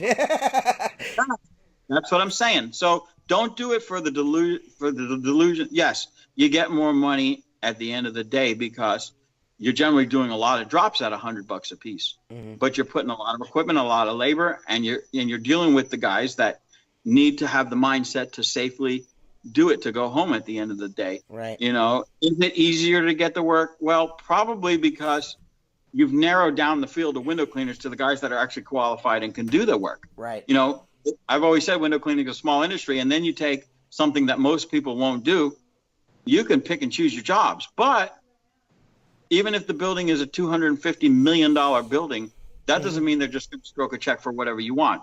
They, like you and I, live on a budget. They've got this much aside for window cleaning. So if the previous contractor was charging $40 a drop and I want 100, you ain't getting a job. Right. Not right off the bat, because they got to find the money from somewhere else.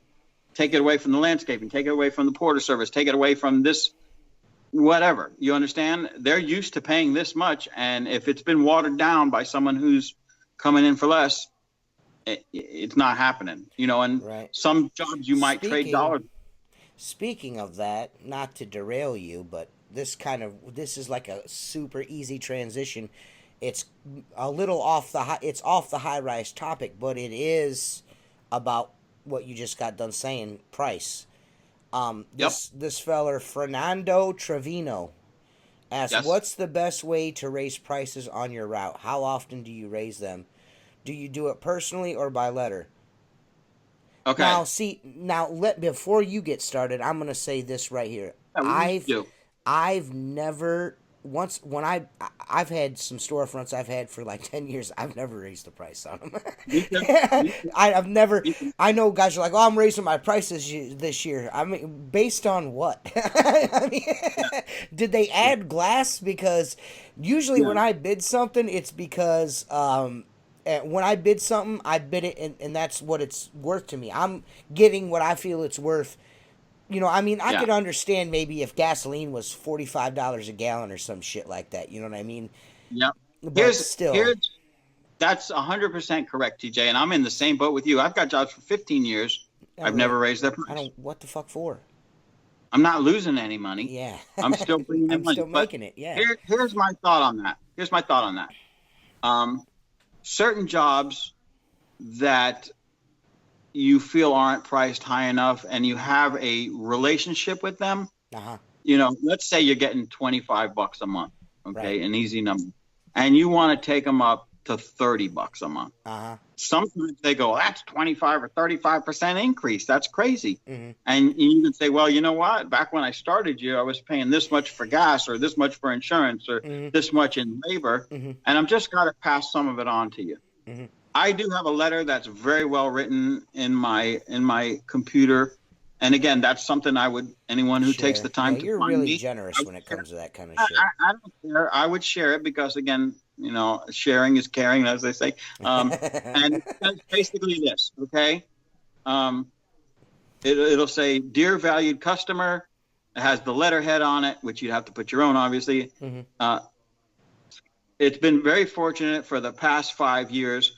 Sky's the Limit has not had to increase any pricing due to working, you know, efficiently or something like that. And then it says, unfortunately, you know, with insurance and fuel costs and overhead, we cannot keep incurring these increases, and we'd like to raise you to, and it has a line, you put the dollar amount in there.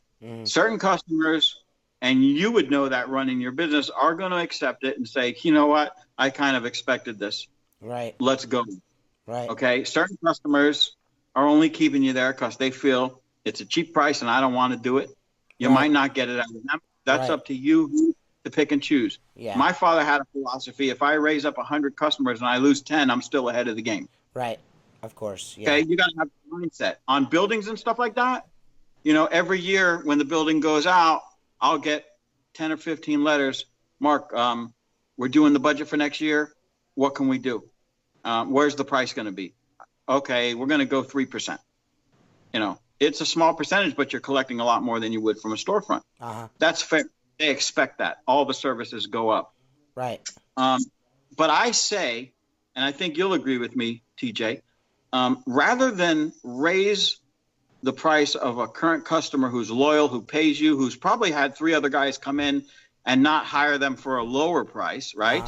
Yes. Because they like TJ because he's been with me for 6 years. Right. Rather than squeeze those people, how about getting a little more for the next job that you don't have a relationship with? Yeah. Okay. And that was what I was going to say.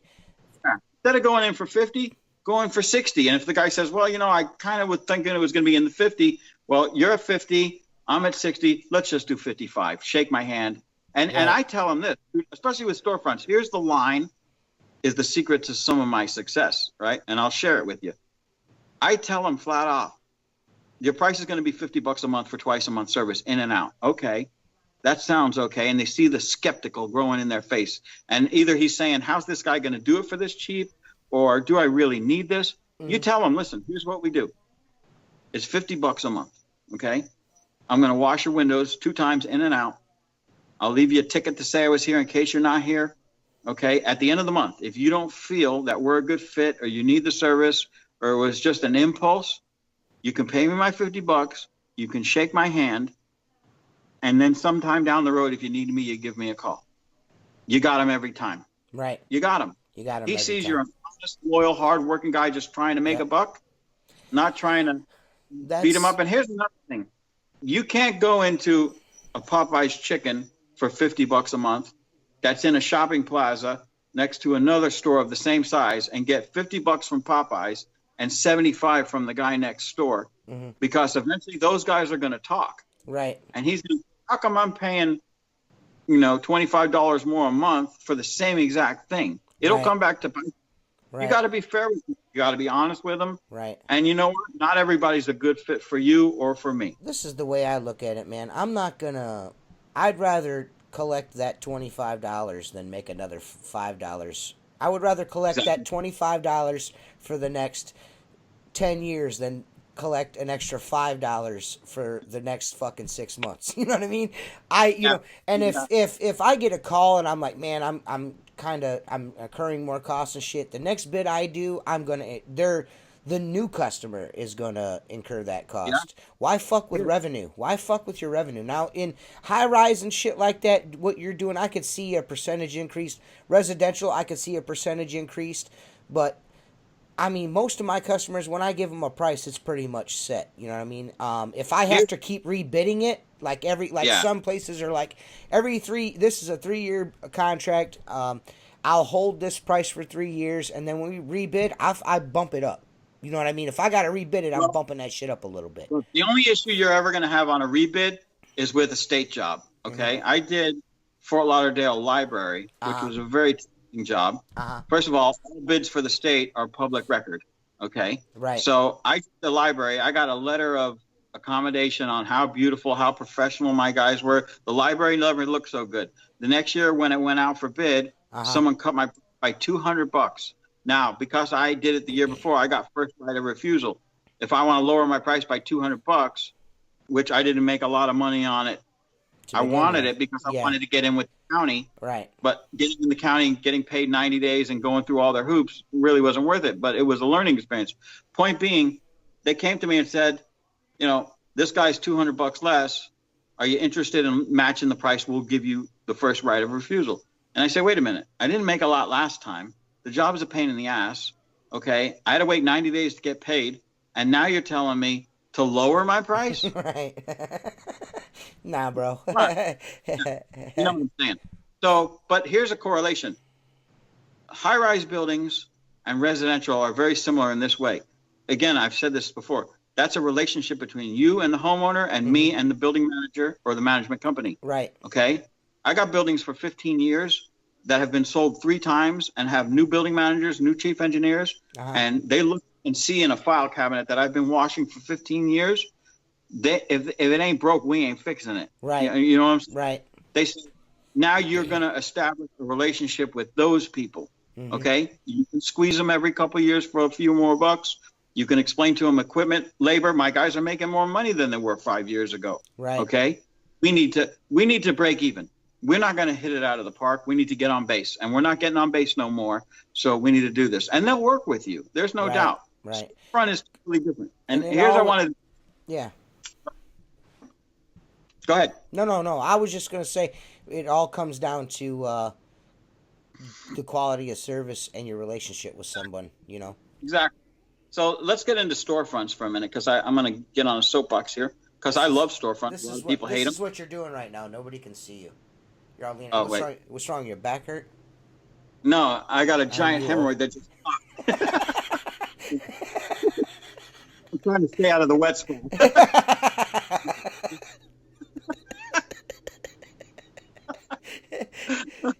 That's 6 inches. Did you hear it, Bob? You should smell the fucking thing. Holy. Well, here's the thing. So get on your soapbox about storefront. Yeah. Only 5'5". I need to stand on something. So, let's talk about comparison between stores. And a lot of guys say you can't make any money with it, and it's a great business for a man and a helper, a man and a part-timer, a man and a full-timer. Right. And you go out, you bust out the stores, and you do them efficiently. You know, you can make more money on storefronts, not by raising the price, but become more efficient at what you do. Just streamline your route. You know what I'm saying? That's what we do. Right. We figure out how can we do it faster. Okay. And at the end of the day, they look at you and go, holy shit, you just charged me. I get $50 a month. That's $25 a cleaning. And it took you 7 minutes to do it. Right. You know, now the nice thing about storefronts is, we've always had the respect for the other window cleaner. If I know someone that's cleaning the job and it's dirty, you know, I might solicit it, but I might also call that person and say, hey, you know, your store's dirty and you're going to lose it, you know? Right. But with residential, you want to get into these neighborhoods that are possibly gated communities or whatever. You can't go banging on doors. You're going to get shot. You got to use advertising. So that's a huge, huge overhead. You got to use door hangers and flyers and yard signs and all that other stuff I don't know much about. I can walk into any shopping center, and you know you can too, in any town in this country and find a dirty job. Now, there's a reason it's dirty. Either A, they're not interested, B, they don't pay their bills, so someone walked away, or C, they're new in business, and for some strange reason, no window cleaner has ever walked in there, and you're going to lock them. And then, like a fungus, you're going to spread. You're going to start talking to the neighbors. But I'm going to tell you my marketing technique. And I was told by a marketing guy after I came clean to him, that's pretty smart. I never thought of that. A new outdoor mall opened up here with about 60 storefronts. Okay. And I was so running at 95%, watching all these new places open up, and sky's the limit's got nothing in there. So I'm going to camp out in that mall every day, and I'm going to walk through there and hand out cards. I don't high pressure sale anybody. Okay. So I walk into this mall. It's got a Whole Foods. That's the first thing I go after, is the anchor tenant. Get the biggest job in there, because once the competition sees you've got that big job, it pays for you to be there. Okay. They're going to down. I got the anchor tenant, Whole Foods. Then I walk back, and there's like 3 storefronts open. I solicit all 3, and I lock one, a jeweler. Okay. The smallest store in the mall, $25 a month for twice a month. Okay. Now you guys are saying, oh, the fuck does he work for $25 twice a month? Listen to me. So after I told the guy, I said, listen, your service is twice a month, but you're going to see me every couple days. And if I walk by your windows and there's a handprint because someone was looking in, I'm going to clean that one window for you. And you don't have to pay me no more. I want you to look good all the time. Right. Really? But here's why I'm telling you this. I don't want you calling, or your secretary calling and saying, the guy only cleaned one half of one window. That was a freebie just to keep you looking good. You understand? Yeah, absolutely. Then I get a little loyalty out of them. I walk in, I give them a stack of business cards. I say, here's what I'm going to do. You're here all the time. You're opening this business. I want you, any new owner that comes to meet you, because he's going to be your neighbor, you give him my card. You say, hey, This guy, this is Mark. He does my windows. He's a great guy. He does a great job. My windows are always clean. He charges, I tell him, don't tell him how much you charge. Just say the price is fair. Hand them the card. If they call me, I'm going to give you a month free service. Now people are going, you're giving out free service? Yeah, I am. He says to me, if I get you 12 jobs, that means I get a year's free window cleaning. I said, absolutely. Then the next guy that he referred me to, I give him a stack of cards. Now I got fucking 2 salesmen there for me that are out fucking hammering each other to get free service. Right. At the end of the day, that's genius, actually. I ended up, by the time that started to spread through the mall, when I had the first 7 or 8 accounts and I seen the competition showing up, they started to walk away because they go, Tanner's got this locked. Right. So my big competition, who I respect, I said to him, listen, they're building a new mall across the street. It's a little smaller than this one. I'll tell you what, you stay out of here and I'll stay out of there. You can have it. I'm going to concentrate on this. You got it. I don't want to see you over there. And I say, I don't want to see you over here. TJ, I got 95% of the window cleaning in there and have had it for over 10 years. So that said, I gave out a year's worth of service to a couple guys. You could walk in there tomorrow naked for free. You ain't getting the jobs from me. Right, yeah. These like, was that Tom Sawyer, Huck Finn made a guy to paint the fucking fence? Right. You get them. And because they think they're getting something for fucking free, you're in. Yeah. You're fucking A, man. These are words, these are jewels that you're being handed here. These are jewels that you're being handed. If I was a residential for guy, free. Yeah. If I was a residential guy and you're cleaning a house for $300, you go clean that house, and at the end of the day, when you leave, hey, Mrs. Newsbaum, here's a stack of my cards, and I appreciate you. That's my go-to. Yeah, that's right? your go-to. Yeah, Mrs. Newsbaum. Right? Make you laugh. See? Yeah, it is funny. Newsbaum. I'm sure you probably talk to some of your neighbors here. You tell them how valuable my service is. Give them my card. If they call me, next time I'll charge you $50 less. Ooh. Right? Well, dude, I wasn't going to reveal any of my secrets on this podcast, but since fucking Mark's fucking unscrewed the lid, I do a gated community in my area. I started with one house. It was the first house built in this gated community and the builder of the community built his own house in the community. Called me in, all French panes with the Pella windows with the fucking shades in between them. On the whole back porch is Pella windows with shades in between. It's sliding glass doors. I bid the house construction clean, did it for him. He had me back the next year. I did him. I said, hey man, Mr. So and so, I'm gonna leave you some cards. Yeah, Mr. Newsbaum, if you get me a referral for your neighbors, when you get, for every referral you get me, I'll lower your price a little bit on regular cleanings. And he's like, really? I was like, yeah. So in turn I said, I ended up in the end, and I've been doing this house for 10 years now. In the end, I do it for $100 cheaper than what I used to do. But I do every single fucking house in that neighborhood now. Every one of them. And every time these bozos try to come in there and cut my fucking nose off, they get ran out of the neighborhood every single time. No, we got a guy. No, we got a guy. No, we got a guy. And these people are loyal. Because each customer, I did that too. So I get one neighbor, I'll be like, hey man, if you pass my card off to your neighbors and I get them on, I'll drop your price, a little bit. You know what I mean? And they, and turn, you know what I mean? So... yeah, it's the same thing. Some of them are exterior only. Some of them are inside and outs. But the one thing they all are is repeat customers. Yep. That's money. Yep. Guaranteed money. Yep. But here's the same thing with commercial.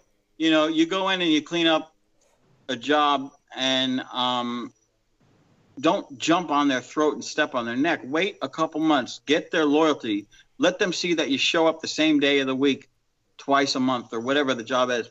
And then you say to them, hey, I notice you have another store, and we cover that area. Mm-hmm. And I also give discounts for multiple locations, and we can bill all 5 stores on one bill. So you can, I'm not telling you to fire your window cleaner, but you could streamline it, get one check out. You know what I'm saying? I mean, there's so many ways. That's how I've incurred the chain of restaurants that I have. You get better prices the more restaurants I do for you, the cheaper it is per restaurant.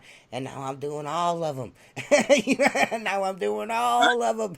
Dude, what you have to think of, TJ, which goes to the extra strategy. Look how much more valuable your business is because you do every one of a particular location. Yep.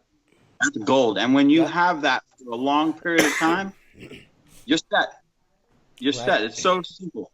Right. I mean, anything could happen, though. Those fucking restaurants, they could fucking nix me the next day. But, I keep the mindset that for every one I lose, like your dad said, you try to get 2. That's my mindset every day. If I lose somebody, it lights a fire. I'm like, I'm gonna get this fucking money back.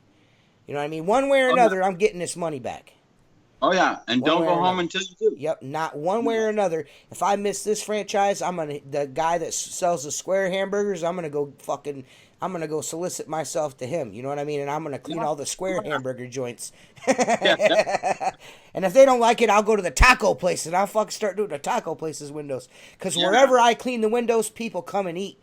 Because they like to see out their fucking windows. You know what I mean? Well, here's another thing that I always, my father taught me this one from when you solicit restaurants. And restaurants, I know you do a lot of restaurants, Jay. Yeah. We call them wet jobs because you got to be there at a specific time, and they can be taxing. Mm-hmm. And generally, you get a restaurant and it's dirty, and you say to them, you really can't see the kitchen back there, but when people come in here and your windows are filthy, and they can see that, you think some of them probably say, well, look at this. The windows are filthy. Imagine what the kitchen looks like. Right. You know what I'm saying? Right, yeah. And boom, you're going to sell them. And then, again, go to them and say, hey, it's going to cost you this much a month. And at the end of 30 days, I'm going to come to you with the bill. And if you just feel it's not the right decision, it's not for you, it's a waste of money, we don't agree, pay me my money, shake my hand, eat my card. I tell you, I just picked up a couple of restaurants side by side from each other. A guy owns a pizza joint and a fast food Chinese restaurant. And I talked about how funky the fucking windows are. But the dude called me because people were complaining. Like, I'm not. They'd walk in and they'd see that they have this like fucking this corral that when you walk in, so the wind doesn't blow in on the customers. It's like a breezeway type deal with 2 doors. You got an exterior door and an interior door, and then glass all the way around. They were, dude, I've never seen anything fucking like it in my life. There was grease on the ledges. And that fuzz was sticking to it. It was just like, man. And this guy was like, walks in and he's like, I walk back out with a disgusted look. The manager chased him out the door. He's like, what's the matter? And he's like, if your fucking windows are that bad, dude, what is going on in the back there, man? What is going on back there? You know what I mean? Yeah. So if you see a window cleaner at a restaurant, that's probably a good restaurant to eat at. You know what I mean? Because they give a shit about cleanliness. If they got funky ass windows, you might want to question the back of the house, guys. No doubt. And they will see. So. Hey, I'll buy pizzas from them now. You know what I mean? That's another thing. Oh, you should. That's always. Even if it's more money, if the guy's selling merchandise, if you play golf, I used to clean a place called Golfsmith, and which was bought out by Dick's, I think. Yeah. Once it turned into Dick's, they were big dicks. I couldn't get fucking paid. Right. But I play golf. I'd be in there buying golf balls. I clean a lot of movie theaters. I go there to watch a movie, even though it's out of my way. And I make sure when I'm there, I go over to the manager. This is my family. It's my wife and kids. I just wanted to say, hey, and thank you. Right. And that's it. Right. Done. I go in. One of the restaurants I serve, they serve breakfast. I go in there every other Saturday. My son's a hotcakes and sausage kind of guy. And I go in there. The manager sees me. We talk for about 5 or 10 minutes. She gets to meet the boy. You know what I mean? She gets herself a nice Clearview sweatshirt. You know what I mean? She's like, man, those sweatshirts are so cool. Will you give me one? I went and had that motherfucker made and gave it to her. You know what I mean? You got it. Like I said, if they're being patrons to your business, what's wrong with you being patrons to theirs? You know what I mean? It only makes sense. The moral of this little lecture that's been going on is don't necessarily raise your customers' prices, but go get higher paying jobs on your newer accounts to pay a bit more. Right. And then become more efficient on the ones you feel need an increase. Right. Very simple. Right. Very simple. Look, nobody likes the price increase on anything. No. On anything. How do you like it when you go to buy a fucking bottle of Dawn and the motherfucker shit's like a few pennies more? Don't tell me you don't notice that shit. Yeah. You know what I mean? You know what I mean? When you go fill up the work truck, don't tell me you don't notice that the gas is higher from last time you filled it up. Everybody notices that shit, so it's not exclusive to you. You know what I mean? Yeah. Hey, so you got any more questions there, T? No. We're out of questions. You know who we need to get on here? Who? I added him to the group. Eddie Stewart. Eddie Stewart. Oh, yeah. I know who Eddie is. Dude? Eddie, me and Eddie, when I first met Eddie, Eddie's a buddy of yours, right? Because me and Eddie started fucking with me, and no, he was fucking with you, and then I was like, wait a minute, man, don't fuck with Mark. Yeah. And you were like, no. He was like, no, Mark's my buddy. I'm just fucking with him. Yeah. So me and Eddie kind of have a laugh every now and then together in these groups, because this shit. I mean, anytime Eddie wants to be on, he can come on. Fuck, bring it. Let me tell you something. Eddie called me about some glass issues that he had, and we spoke on the phone for a couple hours, and good soul, been a window cleaner for a long time, would always have something good to add. He's planning on one day moving to Florida, and I've yet to meet him physically. He has been here, but he's been on the other coast, so it's too far away. Yeah. But again, the funniest thing about Eddie is if you talk to Eddie, you will think you're talking one or two people. And I'm going to give you both of them because Jay will probably know who both of them are. The first person you think of when you talk to Eddie is, this guy right here is Hank Hill. Okay? or Mr. Anderson from Beavis and Butthead. So, the same voice, right? Yes, that's Mr. Anderson. Dude, that's a great fucking pull. I almost forgot about Mr. Anderson. Hey, Ed. I can't get my water-fed pole to collapse. Well, Bobby, you need yourself a good propane regulator. I put him on speaker so my kids could sit there and giggle in the background and go, is that the guy from... Are you serious? I swear to God. I'm like, hey, Eddie, do me a favor. Mention something about propane. Huh? Take your penis out of that light socket. I mean, so that's Mr. Anderson. Yeah. Ain't you the two that's been whacking off in my camper? Oh, that's so good. Dude, now every time I see fucking Eddie comment on something, I'm going to read it in that voice. Oh, yeah. Dude, he is. Look, thing is, that's funny about it to me is he's not. It's just him. It's just him. You know? That's so fucking kick-ass. There's nothing better than genuine people, man. There's nothing better than that.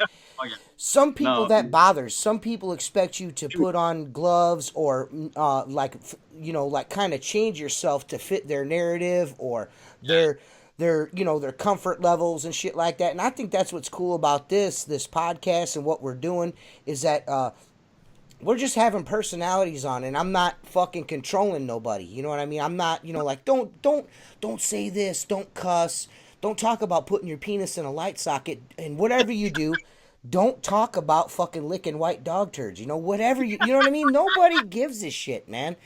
You can't take yourself too seriously, fellers. You know what I mean? Some of you guys out there are really fucking like some super sudsy window fucking technicians. You know what I mean? Like, the suds on the glass are not close enough together. You know what I mean? That's your problem. That's your problem. You're not using the right soap. But you need the $950 a gallon fucking super soap. You get the fuck out of here, man.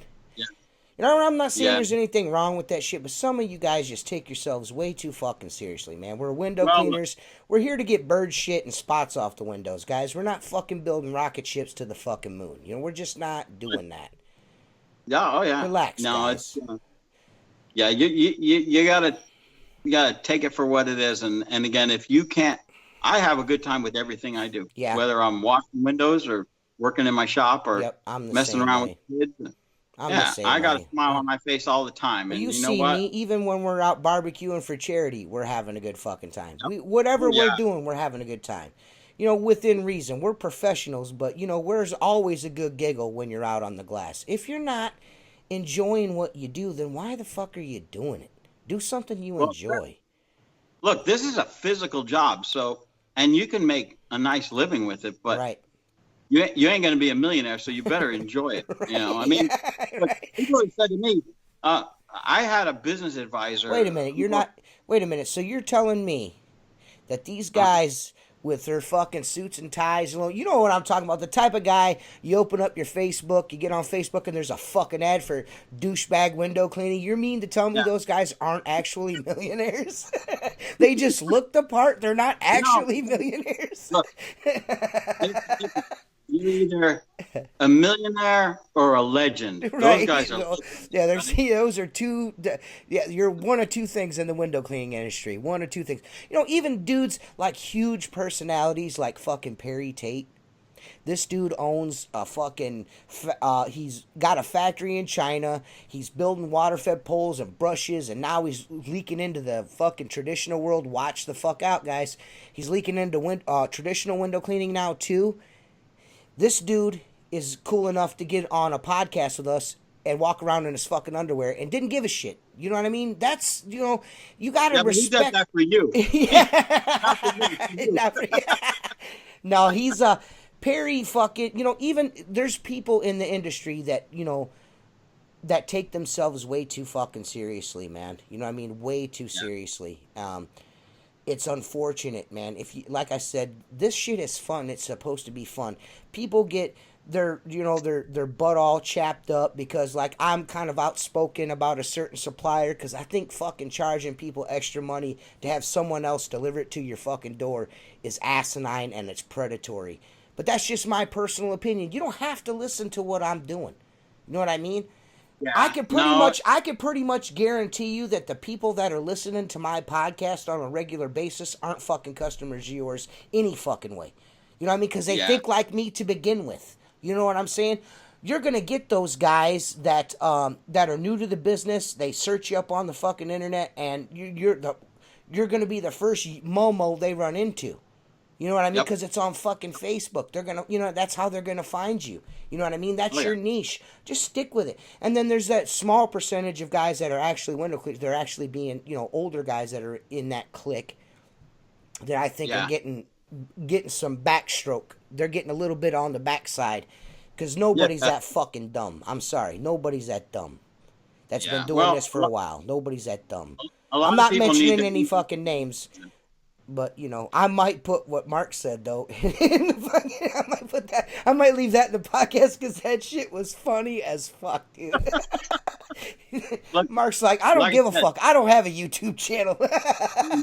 No, I don't. Nope, I don't. Probably never will. No, probably never will have a fucking YouTube channel either. Yeah. You know what? Like I said, you're living vicariously through me. You're living vicariously on YouTube through me. Exactly right. Like, I kind of believe this way. I have a certain amount of time in my day for window cleaning, for serious window cleaning and soliciting and selling, and a certain amount of time for the family, and a certain amount of time to gather my sanity. Like for me, I come home at the end of the day, I either sit down here in this shop, whether I'm doing nothing or not, or sit on my porch and throw the tennis ball for the dogs. And at that point, I'm not thinking about what I'm doing tomorrow. I'm not thinking about replacing my squeegee rubber. I'm thinking about the moment. Okay. And if you can't get away from this, and I've said it before, or you don't have a hobby, or you don't have an outlet, and if you think you're going to conquer the world by living, eating, and sleeping fucking window cleaning, you're going to be a lonely motherfucker out there. Yep, sure are. You gotta. These fucking podcasts with you are so fucking badass, man. Here's the thing, TJ. I want people to get used to this because Mark Tanner's going to be around. I say to myself, though, You know, like the king of bullshit. No, you're the king of bullshit. No, I want guys to know we always have questions. We always keep it straight laced. We have not even fucking unscrewed the lid on the jar. I mean, there's so much. There's so much, you guys. Oh my god. Yeah, I want to, but yeah, and I say to myself, TJ, we got, I say to you got questions. We need some topics because. What if we run out of things to say? And that doesn't seem to ever happen. No, you know? No. Nope, sure don't. Yeah. When I first started doing these, guys were like, man, the podcasts are too long to listen to on YouTube. And then I started putting them on iTunes and shit. And then they were like, dude, they're not fucking long enough. You know what I mean? Like, people dig it, man. You could put this on in your fucking headphones.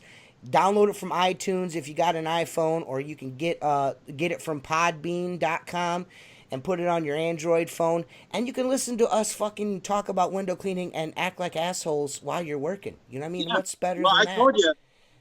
I listened to the one we did recently on Friday, and I didn't want to get out of my truck because I was streaming it through the speakers, and I'm like, I got to get out and clean this restaurant. They're going to open up in an hour. I'm like, I hope it stops where I started it, because I downloaded the Bean thing, and it was able to continue, but I didn't want to get out of the truck. I enjoyed the shit out of it. Yeah, man, it's cool, dude. And, what's even going to be cooler is when fucking Tim and Joshua can get on here with us. That's or one at a time or whatever. What I would like to do is maybe... I would like to get someone else on here with us. It doesn't even have to be either one of the other guys, because I think, I would like to see you interact. Like, I would be awesome to have Eddie on here, because that would be so. Yeah. I mean, it's most likely going to be a fucking shit show, but it's going to be so awesome. So who cares? Yeah. He's going to be like, "Ain't you the one that's been whacking off in my camper?" And I'll be like, "That was like other children or something." Oh yeah, we're gonna do it. We're gonna do it. That's the first thing I'm gonna do. Yeah. Start talking. We'll bring up propane and let him go. So essentially, what you're saying is, I either got to work on my boomhauer or butthead. I got to do one. Yeah. Oh my god. Yeah, this is gonna be awesome, guys. It's just gonna continue to be awesome, man. And I fucking thank Mark 100% for coming on here and holding it down while my buddies can. Tim was gonna. The shitty thing about it is Tim was gonna be on tonight, and fucking the squirrel fucked with his internet again. His squirrel internet, the hamster on the wheel died again. So he was like, "Dude, I can't fucking get on. I don't know what the fuck is going on." He's like, "I think it's a conspiracy." Yeah. Somebody hacked my internet. Well, look, that's a whole nother topic, and Josh as well. Yeah, exactly. Fucking Josh, man. Dude, Josh. The turd thing, man. I don't know. Maybe we chased Josh off with the turds. Yeah. I asked him the other day, just sent him a random text message. I'm like, "So you seen any white dog turds lately, or?" I can't help myself.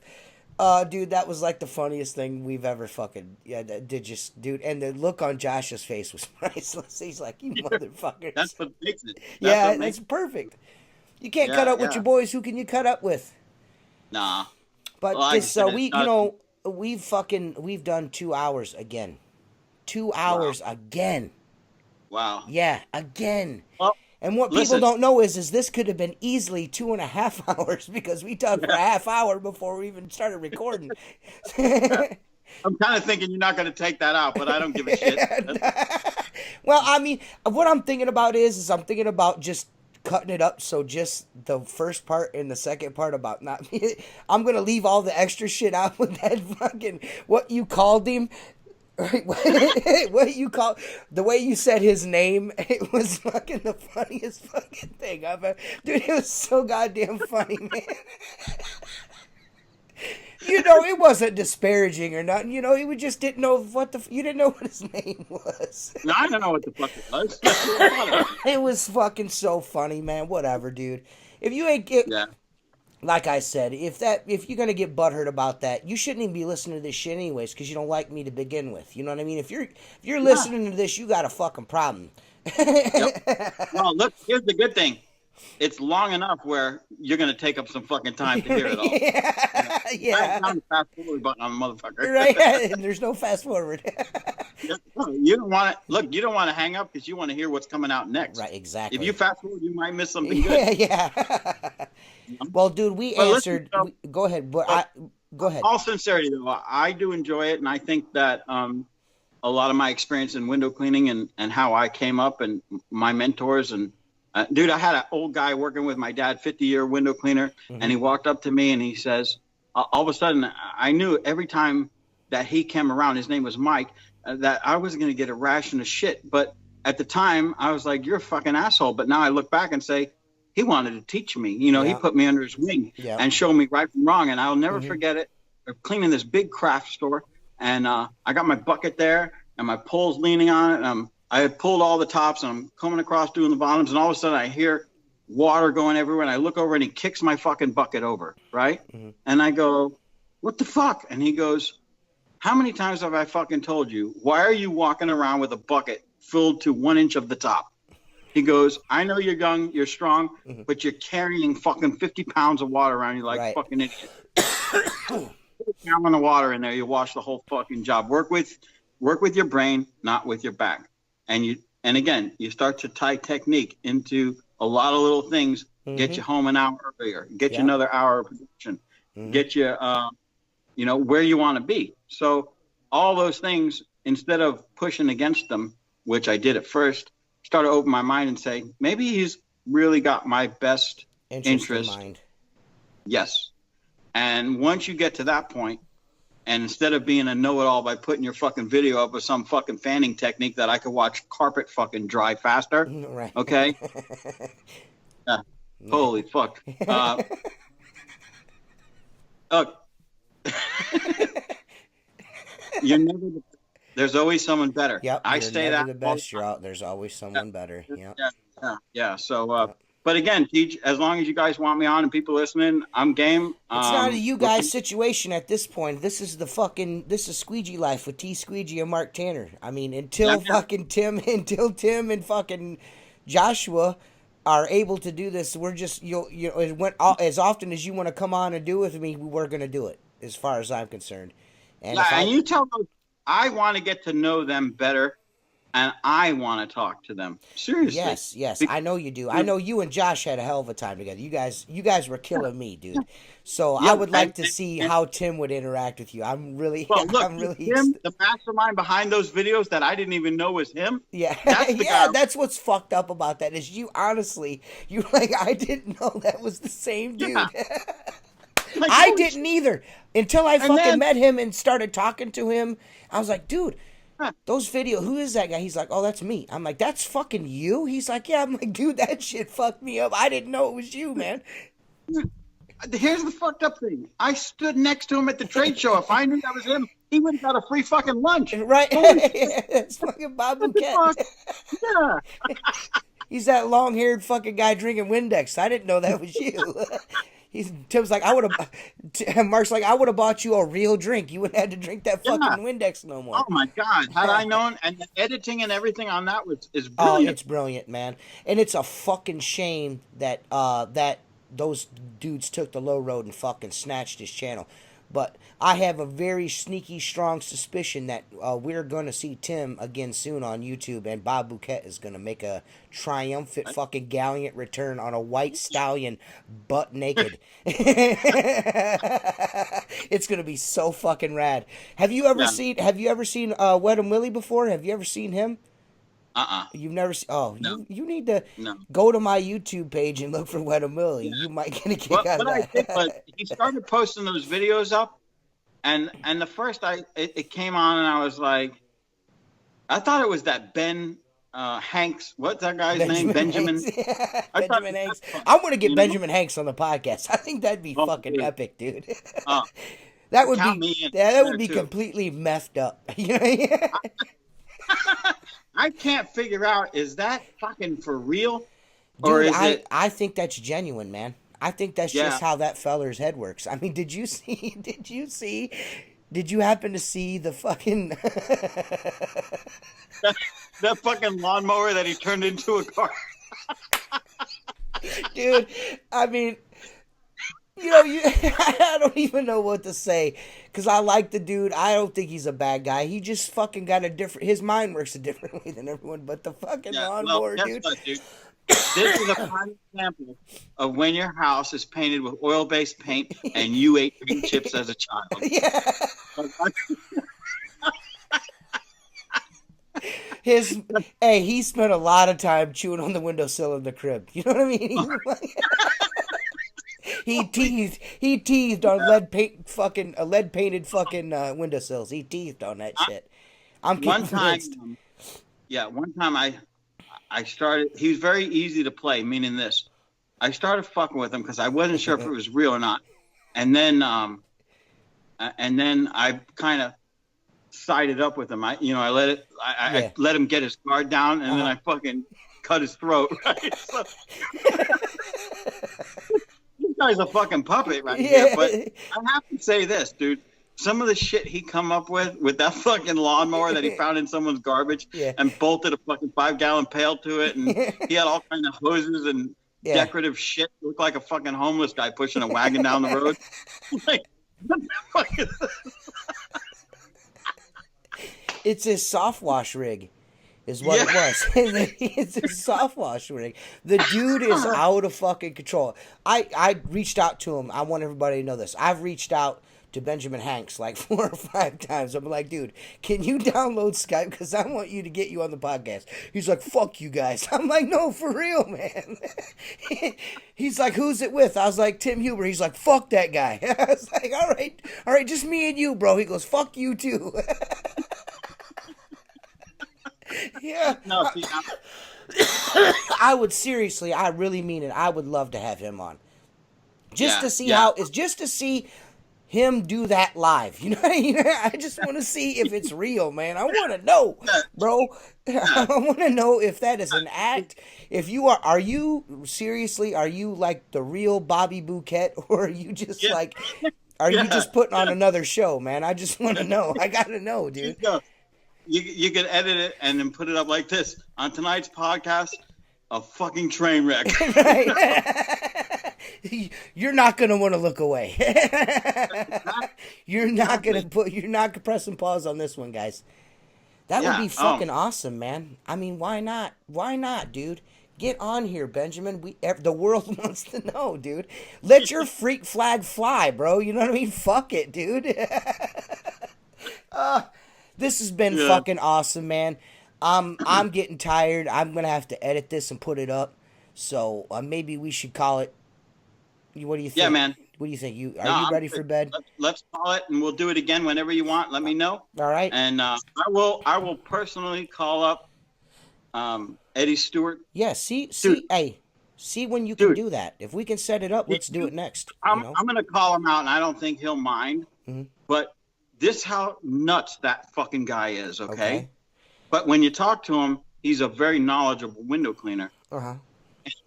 He posted a picture on Facebook, okay, of a naked man standing on a ladder with a squeegee in his butt crack. Did you ever see that? Dude. No, don't tell me it was him. It was no way. He put that shit up, and I called him. I'm like, dude, tell me that's photoshopped. And he's like, the wife had to take 15 pictures to get one that wasn't showing my nutsack.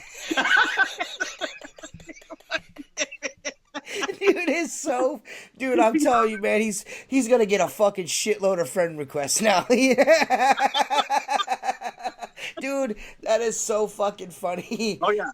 Yeah. He said, oh yeah. As soon as I said, don't tell me it was him, and you're like, yes, it was him. She had to take 15 pictures to keep out my nutsack. I thrown off the page, and he's like, I don't really give a shit. And I'm like, that is so. I like I said, I've spoke to him many times. I went back into his pictures, and I'm like, yep, that's him. Dude, that's crazy, man. He's out of control. Yeah, well, Mark, yeah. try to hook that up and see if we can't get him on. I mean, we could talk his old ass through Skype, can't we? Yeah. Oh, yeah. I mean, if I got you on it, I should. Yeah, if I got you on there, I should be able to get him on there. If I figured it out, he'll definitely figure it Awesome. out. And he's good people. He'll be good entertainment. And again, he knows his shit too. He'll add some value. Yep, exactly right. He'll And we can laugh. too. Then that's what it's all about to me. Yep. Me too. Yeah, man. So Well, I got to be up early. I got a lift job to go. And I appreciate you, TJ, and everybody out there that enjoys this. And we'll do it as long as people are listening. And yeah. And hopefully somebody got something more than all that. Yeah. All right. Well, we'll see you later, Mark. For me, T. Squeegee, and the other outlaws, Tim Huber and Joshua Schof, who couldn't be here with us, we thank you guys. We'll see you later. You got it. I'll talk to you later. All right. Peace. Peace.